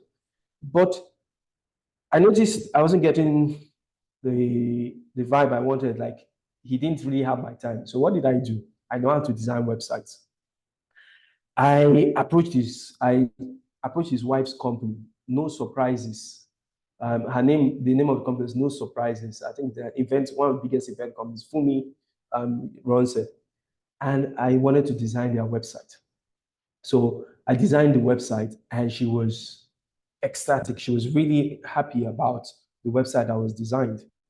And that drew me to the family. And she saw value in the fact that I created our website. And she told Victor about it. And Victor was happy. I mean, he made his wife happy with designing their company website. And he was happy. And it made me so close to their family. And I was able to eventually get Victor as my mentor that period and learned so much from him. The best of mentors are usually gotten when you give them value. There's another guy I'll use as an example. His name is Samuel. He's currently in San Francisco. He's done with his masters, and he recently even asked me to introduce him to the guys at Calendly, because I know the team at Calendly and the founder, and I think he just got a job with Calendly in the US. Now, when Samuel approached me, Samuel wanted me to mentor him. I'm going to use, by the way, in all questions I'll be asked, I'll use examples to answer them. So you just get the lessons from them. Samuel, how did I meet Samuel? In 2001, I was speaking at an event. Is it 2001? 2019, I was speaking at an event in Lagos. And Samuel came for that event. At this time, he was just out of school. He had just served. So Samuel, what he did, he was great with taking pictures. I think he went on my profile and saw that I didn't have a lot of professional pictures taken. So Samuel brought his camera and was taking very good pictures of me while I was speaking. There are even some of the pictures I still use to today. Because this guy really got, when someone takes you pictures and you're like, wow, I like this picture, man. And you keep using it. So Samuel did that with me and sent me the pictures on, I think either LinkedIn or Instagram, and told me, so I was still on the event, and then said, sir, I'm in this event. I took these pictures of you and I would like to have a conversation. When I saw the pictures, I responded back, see my number, see everything, let's talk. You took these pictures, I beg, please, I want the high resolution of it. But beyond that, well, let's talk. You say you want to talk, let's talk. And so while the event was on, everybody was engaging, people were coming, they want your business card and all the things, they would talk, oh, I want you to mentor me and all that. I was the one now looking for someone. So Samuel then came to me and then we talked. And when we're done talking, I told him, see, I want you as my personal assistant. You take good pictures. Beyond that, you're actually a good writer and you seem organized. And people started calling him my brother because he started dressing like me, started walking like me. Eventually, Samuel became a very good mentee who eventually joined the team fully, eventually grew into becoming a product manager, and eventually got a scholarship to, I think, the University of Berkeley in the US. I went there and did well. And today he's working with one of the top software companies in the world. And he still goes back. He did something else. He made his younger brother come and start working again with us. That one was a case. No, he was a fantastic guy to work. But he came and he started working with us. And that one too has gone ahead to do his own thing. So sometimes the mentors will have time for you. What you do is then create value. The value you create for a person, they will not ignore you. And eventually they will then want to mentor you. This is how I've gone about mine. And if just in case they just don't still have time for you, take the lessons you're learning from them from outside, listen to them. I have mentors that today that don't know that they are my mentors. I am consuming all their materials. I'm consuming all their videos just to learn and build myself better. I hope that helps answer that question. Yes, I think it did. One that stood out for me was every mentor or whoever you're looking up to, they are attracted to value. So ensure that you give value first. Thank you so much, sir. Take this next question from Emeka Ume. Says, for advisory board or startup, do you pay them? And how do you compensate them with limited resources for your startup?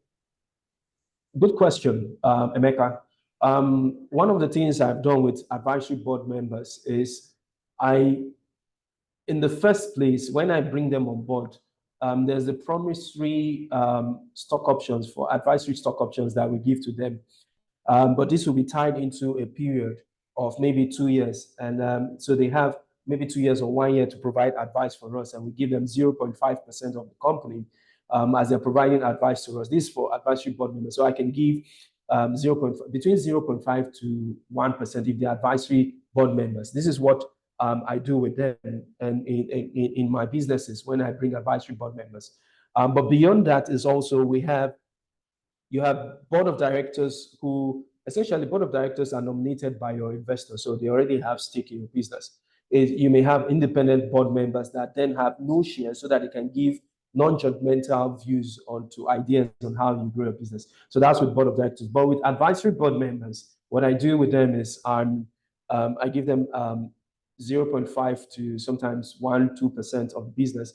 And they can sometimes do that over a period of 2 years with you, but sometimes you can turn them into becoming investors in your business. I've seen advisory board members become co-founders of the business. You've seen that this person brings so much value and you want to approach them and say, okay, can you join me in building this together? I've seen that happen.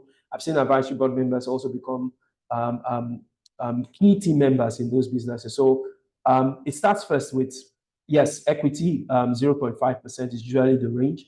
To 1%, 2%, depending on how you negotiate with them, and depending on what value they bring for you. You don't necessarily pay them cash. You don't necessarily pay advisory board members cash. If they are very passionate about what you're building and passionate about you, and they care about you, they would want to do this with you. All right? Oyin? Yes, I'm here, sir. Thank you very much for that quite insightful answer. So we have this third question from Temitokbe Ekundayo. It's quite a lengthy one, but I'll try to shorten it.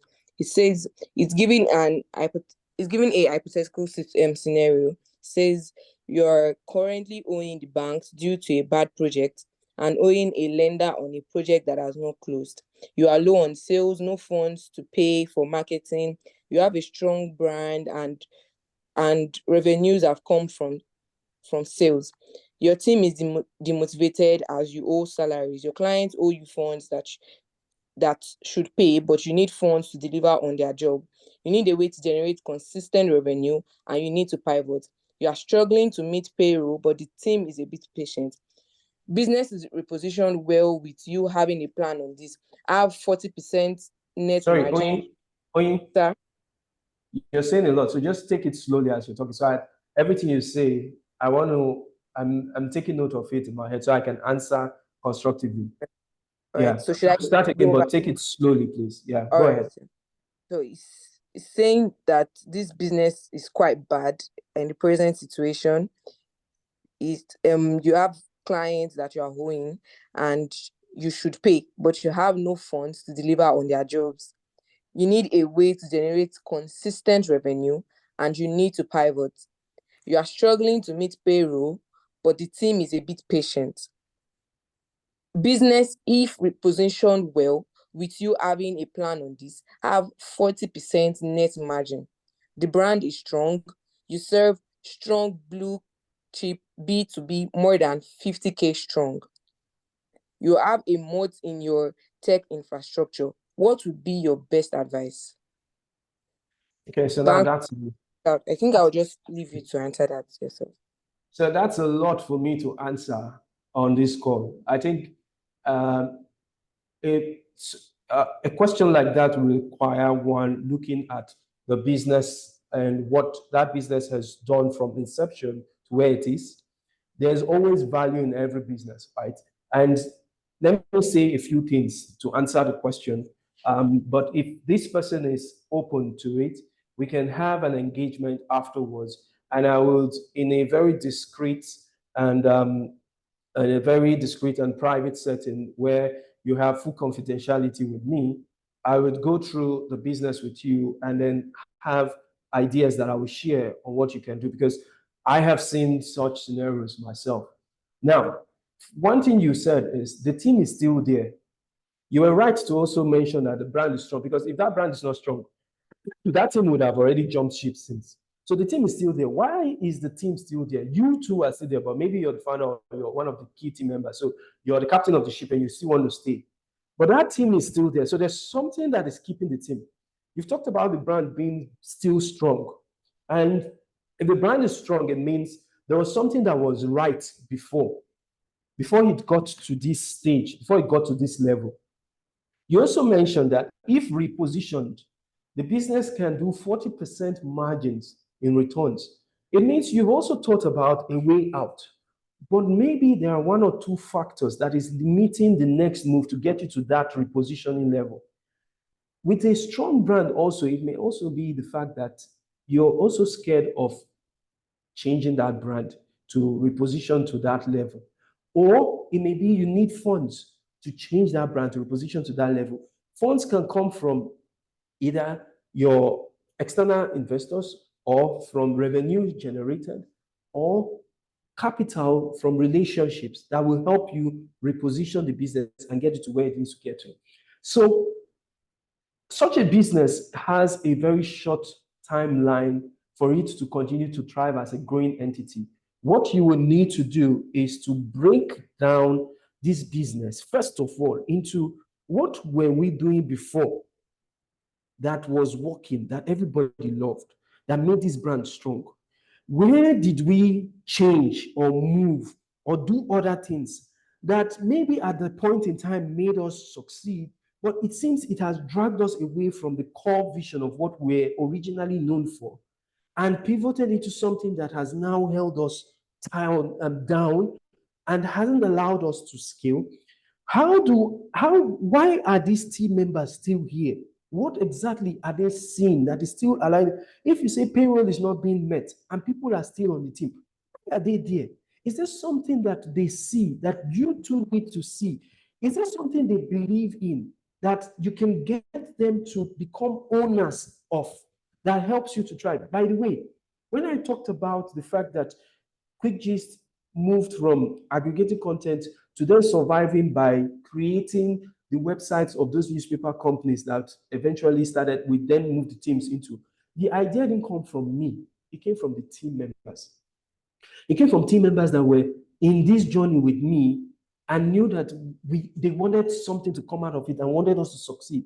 One of them came up with the idea, and I was happy to then say, hey, you have a point. And together we sat down in my sitting room because we couldn't pay for an office any longer. 10 of them sat down in my sitting room and we started thinking of how we will find a way with that idea. So if you have team members, these guys have gone, their loyalty has gone beyond regular pay to still sticking to this, then they are not just people that you should treat as employees any longer. They are maybe your partners. Sit down and find out, why are they still here? Why do they believe in this? What made them join? Where do they think the business can go to? What do they think you've done wrong as a leader that can help you be vulnerable enough to say, where do you think you've gone wrong with them that will help you to find a way to getting this business back to where it was? Be humble also enough to know that you may have to take a break from what you're doing today over a 30-day, 60-day period and relaunch the business to doing maybe what you originally did before. Communicate it also with your stakeholders. Communicate it with your team. But this time around, have a solid strategy on how you're taking this business back to its original ethos and ensuring that this business will thrive. Last thing I would say, the business still has something that is bringing money. For whatever reasons that money is coming in, that is an opportunity you can amplify. But like I said, I can't say more than what I have said here, except we get into a one-on-one conversation and I bring my knowledge. The way I work also is I'll bring my knowledge, but beyond my knowledge, I would also bring other people that have helped me to help you. If I know that it has gone beyond what I can give, I would look for other people that I've built relationship capital with to also help you, as long as we're all genuine and we want to see that business succeed with no bias. So to the person that I don't know, I've forgotten the name you mentioned that asked the question, if you're open to it, I can engage with you and we'll go through a one-on-one session, discreet one. If you need us to sign an NDA, no disclosures, we can do that so that I can look at your business and give my ideas around what I think you should do, and then connect you also with other people that may help. I'm happy to do that. So, yeah. All right. I think that was a really great answer. So, sorry if you're unmuted. Can you please mute yourself, please?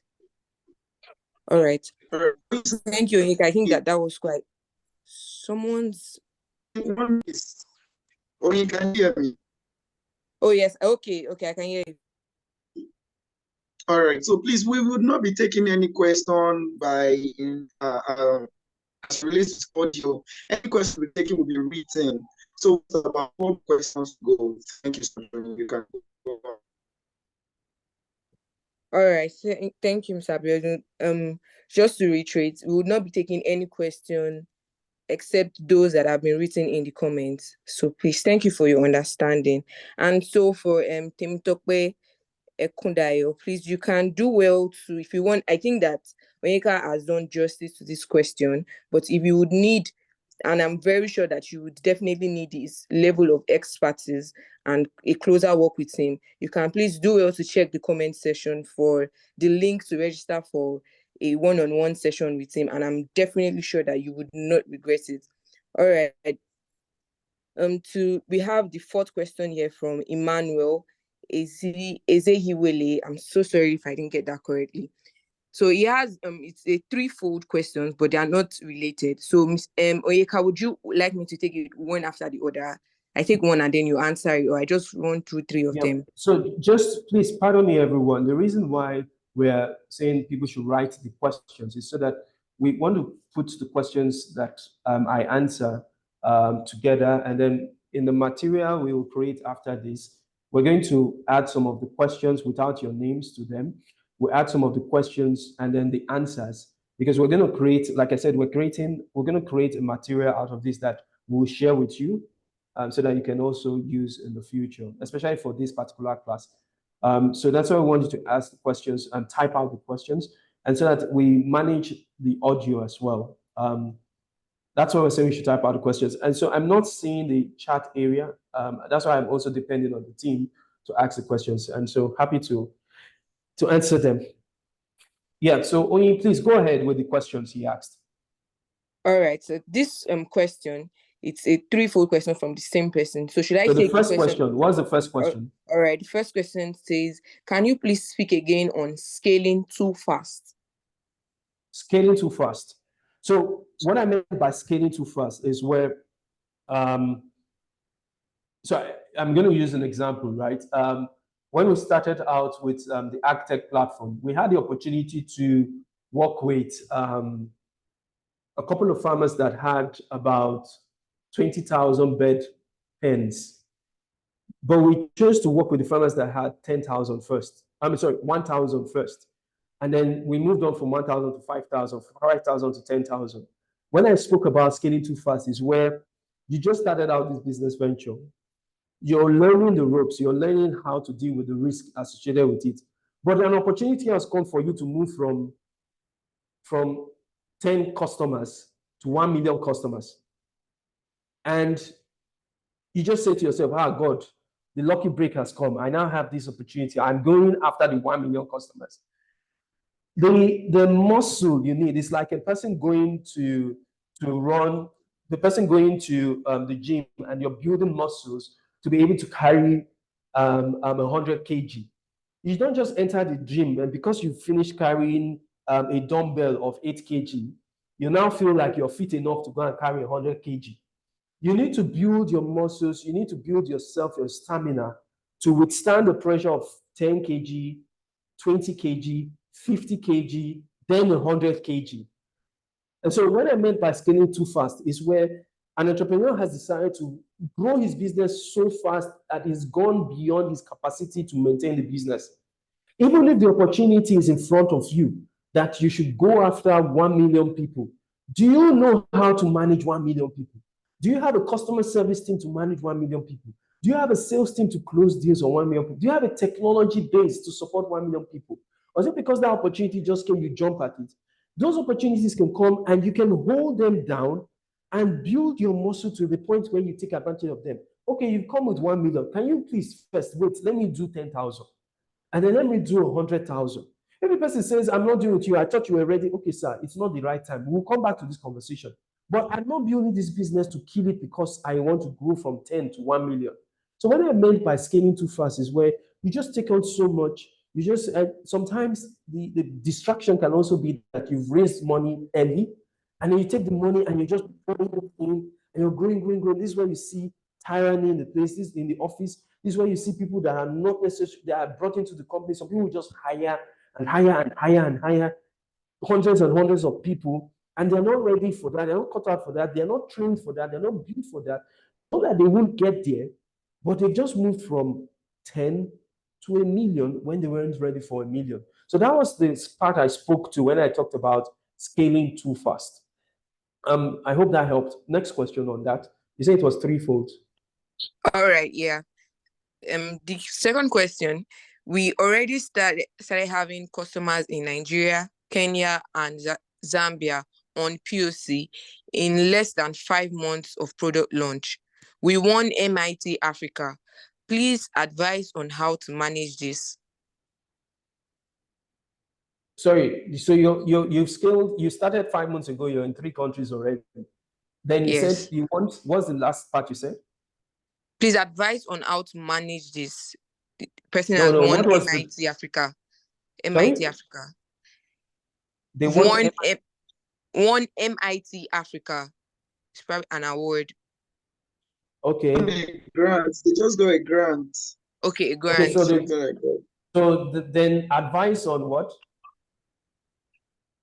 Probably it's still the same person on scaling too fast. So probably how to manage the whole growth Exactly. within 5 months. Okay, so the thing is, I would say this to Yes. you. First, you see, growth comes with team. If you have the team that has the muscle, the mental muscle, the emotional muscle, the skill muscle, the necessary skill set to get you to grow to that level as quickly as possible, then yes, you can start looking at opportunities to grow. But you need to know, you need to look at your team. Do you have the team? Do you have the infrastructure? Do you have the technology to support that growth? If you do, then next thing, do you have counsel? Do you have people that can provide counsel who have done similar work? For instance, I think that's in the fintech space. Have you found another fintech company? Have you found another fintech company that has done something similar? And then you can engage the founder of that fintech company to say, I want you as an advisor to just give me ideas on the ropes I need to take. For instance, you've started out and you've moved from Nigeria to Kenya, maybe similar markets. By the time you enter Ghana, it's a different market. You enter Rwanda, it's a different market. You enter Uganda, it's a different market. The markets come with the peculiarities of the people, comes with the peculiarities of regulations you have to deal with and policies you have to deal with there. You may need guidance in those in those expansions that you need, and make sure that you have the capacity. Managing the growth within 5 months. The team are young guys fresh from school, giving their best, but aren't capable of handling C-level executives. Now, you've already spoken to the first thing I mentioned. The team, yes, the product is growing fast, but the team needs what I call, pardon me, there are no better words to give it, adult supervision. There's a reason why Mark Zuckerberg got Sandler as the chief operating officer to come into his business. She gave him adult supervision. As fast as he was growing, his investors saw that, see, this guy needs somebody that understands structure, that understands systems, and they got someone that understood that at that level to match up with him. That team is a brilliant team. Maybe they've built a product that can eventually get into amazing markets and do amazing things. But in order not to let it crumble, they need very quickly for somebody to join them who has industry experience, who has people experience, to join them as maybe a chief operating officer or a president to coordinate how the team works. Also, it is very premature for you to launch a business, apart from maybe the CEO, and start calling other co-founders chief. I don't call my co-founders chiefs early. I call them vice presidents. And then they have the opportunity to grow from vice presidents into, because when a person is a chief, if you call him a chief technology officer or a chief marketing officer, it means there's nobody else above that individual. It means if the person is not able to then meet up at that level, the only opportunity you have with that person is to let them go. And so one thing you have to be careful with, I will talk about this in identifying co-founders. One thing you have to be careful with is not going too fast in calling your co-founders chiefs. They may be vice presidents, they may be directors. Give them the opportunity to grow from that, for the sake of title that you're calling that, but give them the opportunity to grow from that into becoming senior vice presidents. If they can't get to the chief level and you feel like they can match any other chief marketing officer in any other industry competing with you, and then they've proven themselves with their character and their ability to deliver on that, because then you can give them the opportunity, they can grow into that. So be careful with that one there about calling people C-level people when you're just starting out. But the opportunity to grow, you need adult supervision. You need somebody that gives you guidance with that team to eventually get to the level you want to go to. And this is because you want to build a business that is self-sustaining and has a structure. All right, Onyi. All right, thank you, Onyeka. I think that is justice to that question. The third part of that question says some of our staff are disgruntled because they built the solution and claiming they are supposed to sit as board of advisors, CEO, and CTO instead of hiring more experienced industry guys as board of directors. How do we manage this? Yeah, I think. Sorry, Oyinka, before you go ahead, we just have about some minutes before we round up this question section, and I realize majority of these questions are about the events we'll be having in another time. So I don't want us to spend so much of time on this particular question while we have other questions, please. All right. So I think I will just say this person needs to register for that next class, and we can pick it up from there. Or you can also book a one-on-one section. So please, Oyin, can you just move to the next question? That will be the last question I'll be taking for today. Thank you so much. All right, my headmaster has spoken, so. All right, let me say this to everyone on the call. I'm very, very happy to engage one-on-one, and that is definitely happening. I see a friend of mine, a long-time friend, someone that has known me for he knew me when I was 6, 7 years old. He's on this call, and he's patiently waiting for that one-on-one session to happen. And I'm looking forward to engaging with him. Like, I've seen someone else on this call that engaged with me before the call and wants me to join them as an advisory team member and also provide counsel on their fundraising process. I'm very happy to see that. I'm seeing someone else that is here who I've actually even co-founded, become an external co-founder with her in building her business, and she's just about to just take it off in the West African country. She's not even Nigerian, and I'm very happy about the fact that she's here. So just speaking to the fact that if you're on the call and I'm not able to answer your questions, I'm happy to do that. Please just send in your questions. You can book the appointment, send in the questions. After this, we can start having the one-on-one question. I have 2 weeks before the next Saturday event, and so we can start having those one-on-one sessions scheduled out, put into the calendars, agree on the structure, and then I provide value to you. I'm happy to share as much as I can to make sure that you all build better businesses than I have and have greater impact across the world. Yeah, so I just wanted to ring that in. And also, last thing before Oyin continues, it'll be good to get testimonial. So if you can, I'll be happy to get a recording. All you just need to do is to turn on your video and say something about this session. Once you do that, we're already recording the call. Once you do that, we'll be able to edit that part with your permission, get your permission, and then use that across board once we're done. So I'll be happy to get testimonials and hear what you think about this. This is me coming out and being vulnerable, and I'm hoping that it was a good one, and I'm hoping to share more. Yeah, please go ahead, Oyin. All right. This question says, it's usually almost difficult to identify these roles, there's mentorship, coaching, and cheerleaders separately. Can you throw more light on it? Also, how about you have an individual who plays all three roles in your life? Is it wise to leave it at that? If not, how can you identify the best role the person fits into? So the second question you asked, the best role the person fits into is something you yourself will find out, because once you have a proper definition of each of those roles, you'll be able to understand how to work with each person. Now, to just define each one of them, it's going to be also in the material you will get afterwards. But just to go through it, a mentor is one that you would reach out to for guidance and wisdom based on their own experience, right? And you can reach out to them and they can provide that to you on a one-on-one basis, or they may not even provide that to you. They're just monitoring them and monitoring how they work, and you're getting lessons from them. A mentor can be your pastor, your imam. A mentor can be Vusi or Richard Branson or Oprah, and you call them a mentor because you're emulating their lives. You're looking at how they work. You're looking at how they do the things they do because it's similar to what you want to do, and you're just studying it and making it as a guide for you as you do what you do. And then if you have the opportunity to reach out to them and engage with them, fantastic. If not, you just continue to get knowledge from them. That is the category I would put a mentor as. A cheerleader is constantly finding the glory of your startup or your business. You need cheerleaders that will take you to the room that you're not in. A cheerleader, if I use an example, there's a period when a cheerleader for us in Farm Crowding was the vice president of Nigeria. And it happened when he came to the office and then saw how we were working on farms and then engaged with the team. And then eventually he started talking about our business. Every time he was looking for an example to talk about a business run by youth, and that's in the agri sector, he used us as an example. So he was talking about us in rooms that I couldn't even ever dream of getting into. And that started bringing a lot of positive feedback, positive value to us as a business. A cheerleader can be that, and you need cheerleaders.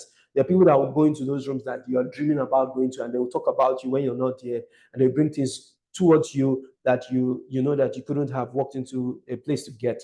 But a coach is the one that I think every entrepreneur needs. A coach is like a mentor, but they go beyond what a mentor does.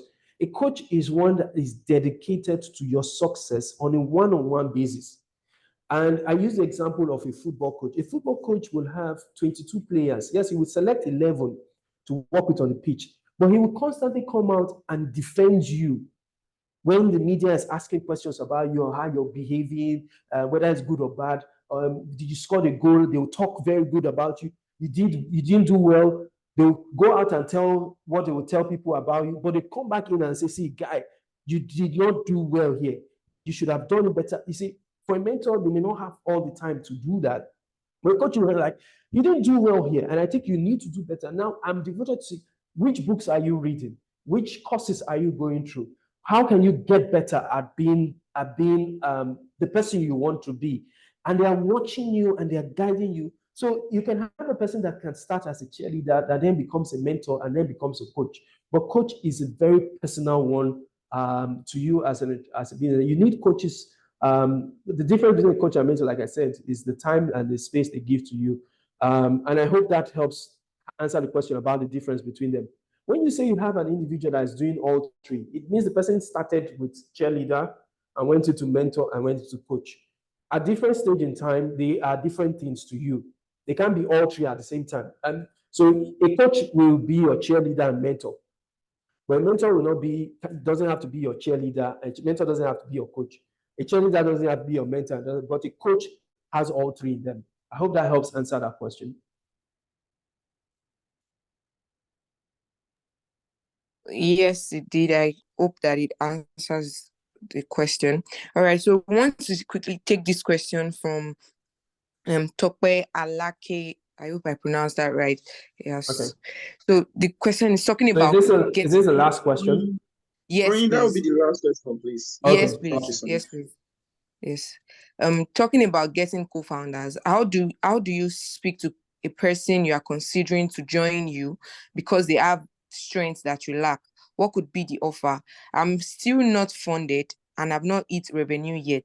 I'm still using personal funds for salaries. What will I offer them? And so I'm just going to add this.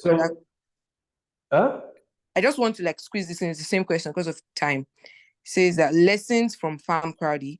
What is the problem crowd investment businesses in Nigeria? What is the problem crowd investment businesses in Nigeria? Time? Is it time? Is it the people? Is it tech? Is it policies or what? So that's two questions, yes. So those are two different questions. Okay. So yes, the first one, the thing about finding a co-founder is very similar to finding a person you're getting married to. I will just use that. When you're looking for a guy looking for a wife or a lady looking for a husband, you don't just meet anybody on the road and then say, I want you to be my partner. And it's similar to what happens in identifying a co-founder. The journey of identifying a co-founder starts first with, in my own experience, the best of co-founders you have are those that you have similar core values with. Prior to the idea, you know that you have similar core values with this person. You have worked with the person or see the person work before the idea, and you've seen how the person works and you appreciate that. They have complementary skills. Now, the part of complementary skills, like you rightly said, the person has strengths in areas that you lack. You've identified that as complementary skills. So, because when you're bringing him as a co-founder, you want to give him the autonomy to be able to use that complementary skill they have to give value to the business to grow it without you choking them. So you focus on your area, going to marketing, this person is bringing technology. Before you call him a co-founder, you must know that this person's technology skill will give you the value of technology that your idea needs at a place where you'll be learning from them. Do you understand? So that level of complementary skill set, you're learning from this individual, and the person too is learning from you, and together you're creating something. As individuals, you could have also been doing your own businesses. And that is where you find very, very good co-founders you're working with. So they give you the similar core values, history of working together, complementary skill sets.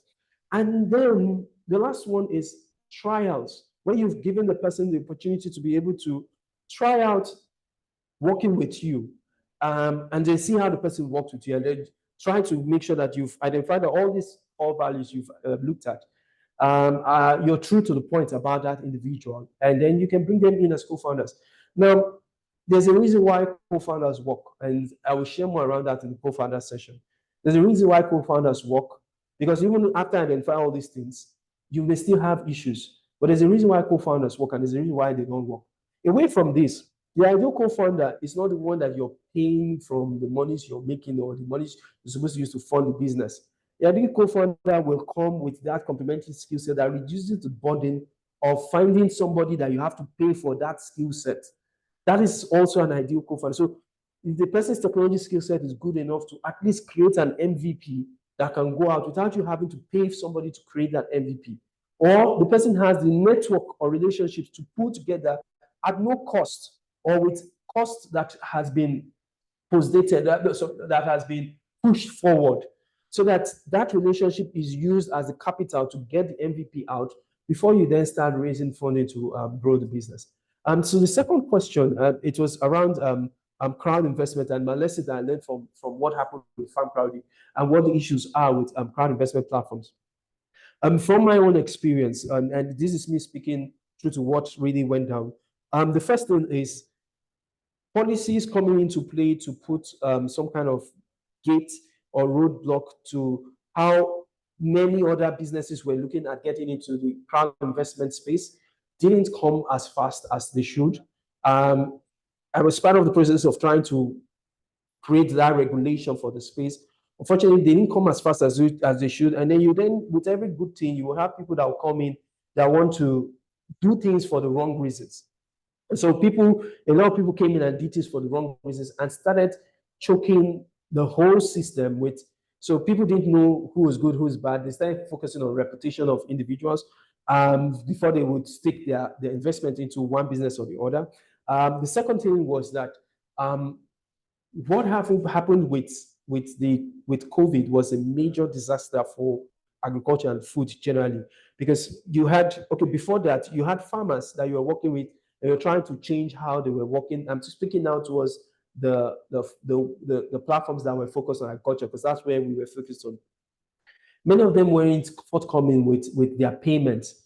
I think 3 days ago, I saw a list of about 10 different organizations that had raised money and invested in farmers.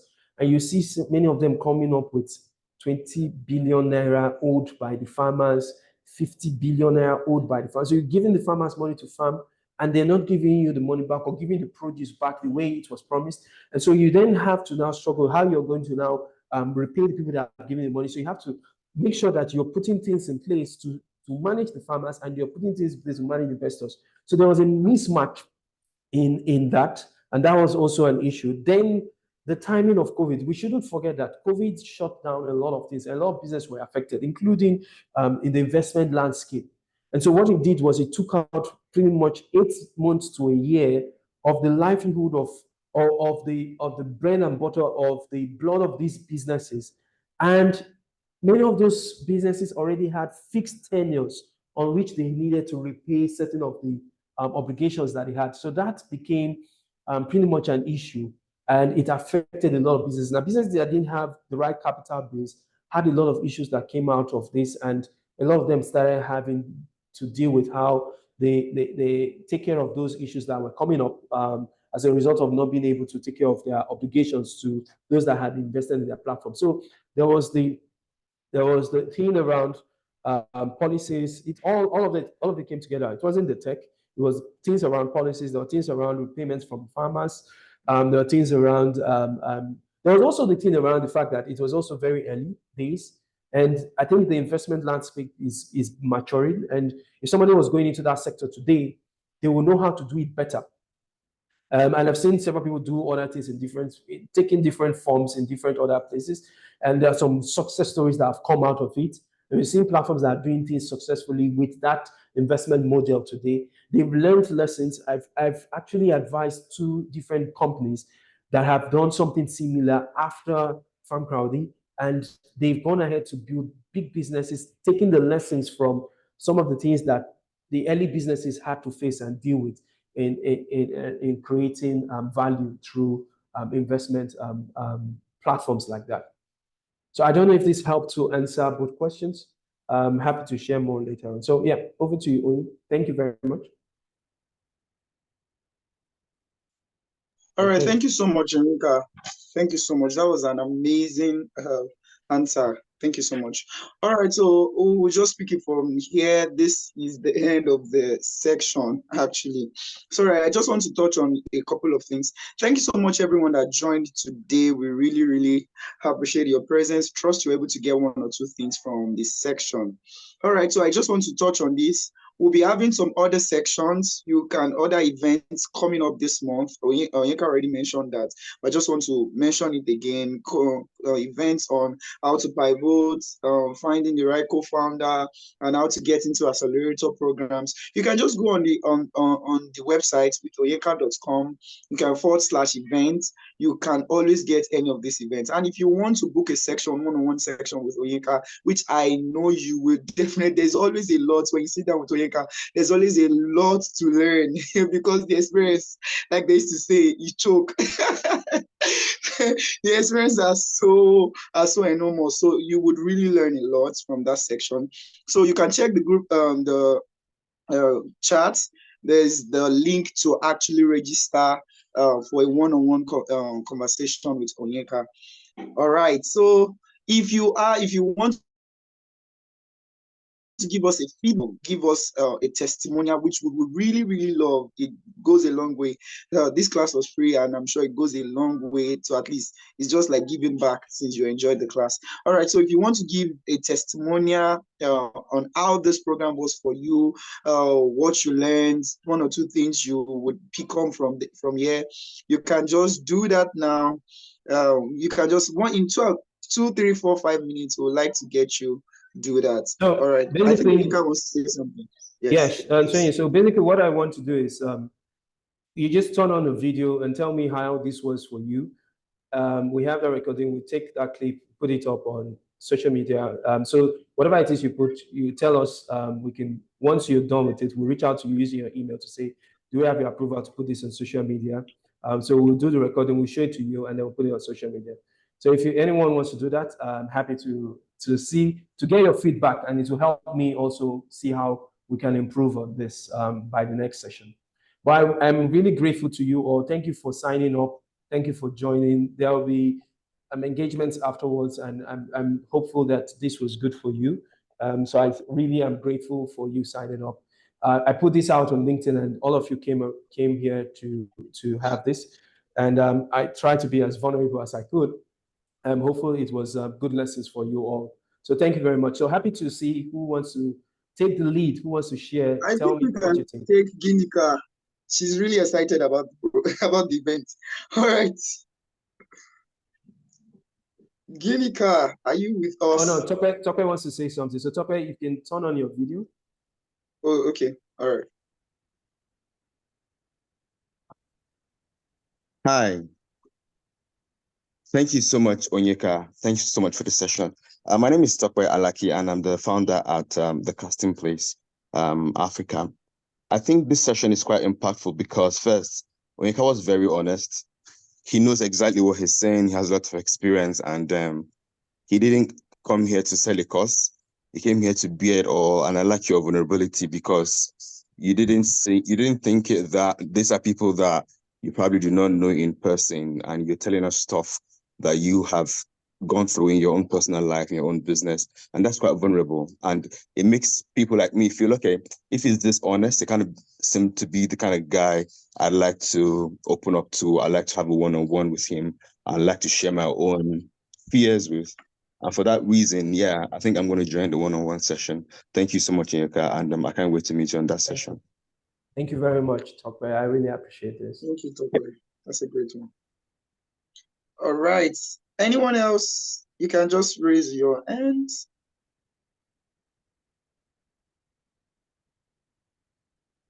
Okay, I'm seeing someone. I'm seeing Abiodun Wala. Yes.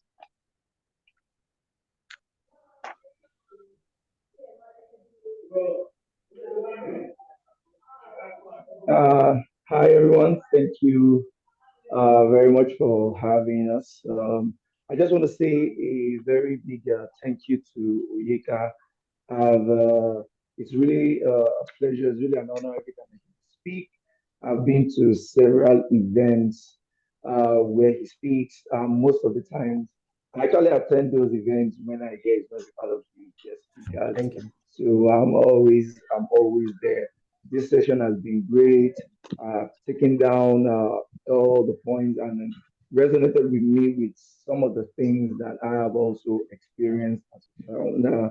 And I just want to say thank you. It's been great and definitely looking forward to the one-on-one session with Oyeka. Thank you very much. Thank you very much. I really appreciate it. Thanks a lot. All right. So I see Buchi.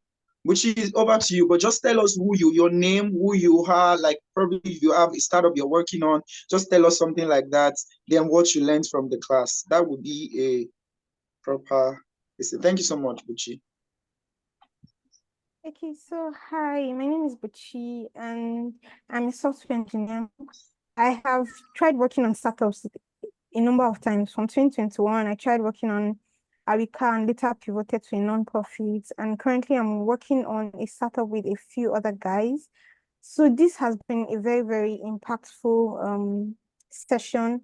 I've learned a lot. In fact, I took a lot of notes and I was even asking if I could, like, if it's okay to put it up on LinkedIn, like things I'd learned here.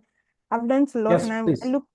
okay, great. So I look forward to other lessons and other sessions with Onyeka. And yes, lastly, I've been following your story. That's Onyeka. I've been following your story for a while now, from Plenty Waka, Farm Crowdy, trips, and a lot more. So yeah, you are really an inspiration to a lot of us. Thank you. Thank you. Thank you very much, Buchi. Thank you so much. All right, anyone else? Anyone else? I'm not seeing. All right, Adeni Babajide. Adeni Babajide. Oyeka, why you smile? All right. I mean, it's been an amazing session. My name is Adeni Babajide. I've had the opportunity to learn from Oyeka. We've worked together. I've reported to him directly. And yeah, it's just this session is just like a eye opener entirely again from despite everything that I've learned from him. And yeah, like what you mentioned, I'm going to go put up all that I've learned on LinkedIn. It's been amazing, even from the question that you've had to answer. My key takeaways were from the questions that you've had to answer. And yeah, I'm really, really excited about the next session. Thanks, Oyeka. All right. Thanks, Nii. Thank you so much, Ni. All right, so one or two more people, then we'll put an end to this. One or two more people. Any other person? If we have someone more, that would be great. Okay. Okay, I think that's a wrap. Thank you very much. Yeah. Yeah, thanks a lot. I absolutely enjoyed this. Thank you very much. Thanks, Choni, to the team that supported here. Choni, Joy, Oyi, Adebayo, thank you very much for supporting and staying to the end. I really appreciate everyone that stayed to the end. Thank you so much. Until the next section, please share with people you think will need, and I really will want this, and I'll be glad to share with them. Thank you very much, everyone. Thanks, guys. Take care of yourself. Just 1 minute. Yeah, just 1 minute. Please, like Bushi was saying, you can please do well to put something you've learned here on LinkedIn. You can tag us with Onyeka on LinkedIn. You can always tag us. You can tag Onyeka too on his own personal page. Just do well to tag us. And we are on LinkedIn, we're on Instagram, on Twitter, X, I mean, you can definitely tag us. And if you know somebody who should be a part of this, just send the link to them with onyeka.com. They can always register. Thank you so much, everyone. Have an amazing one.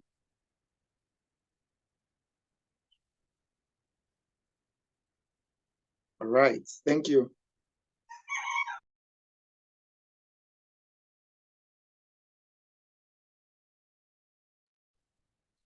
Thank you again, Onyeka. Thank you very much. Thank you.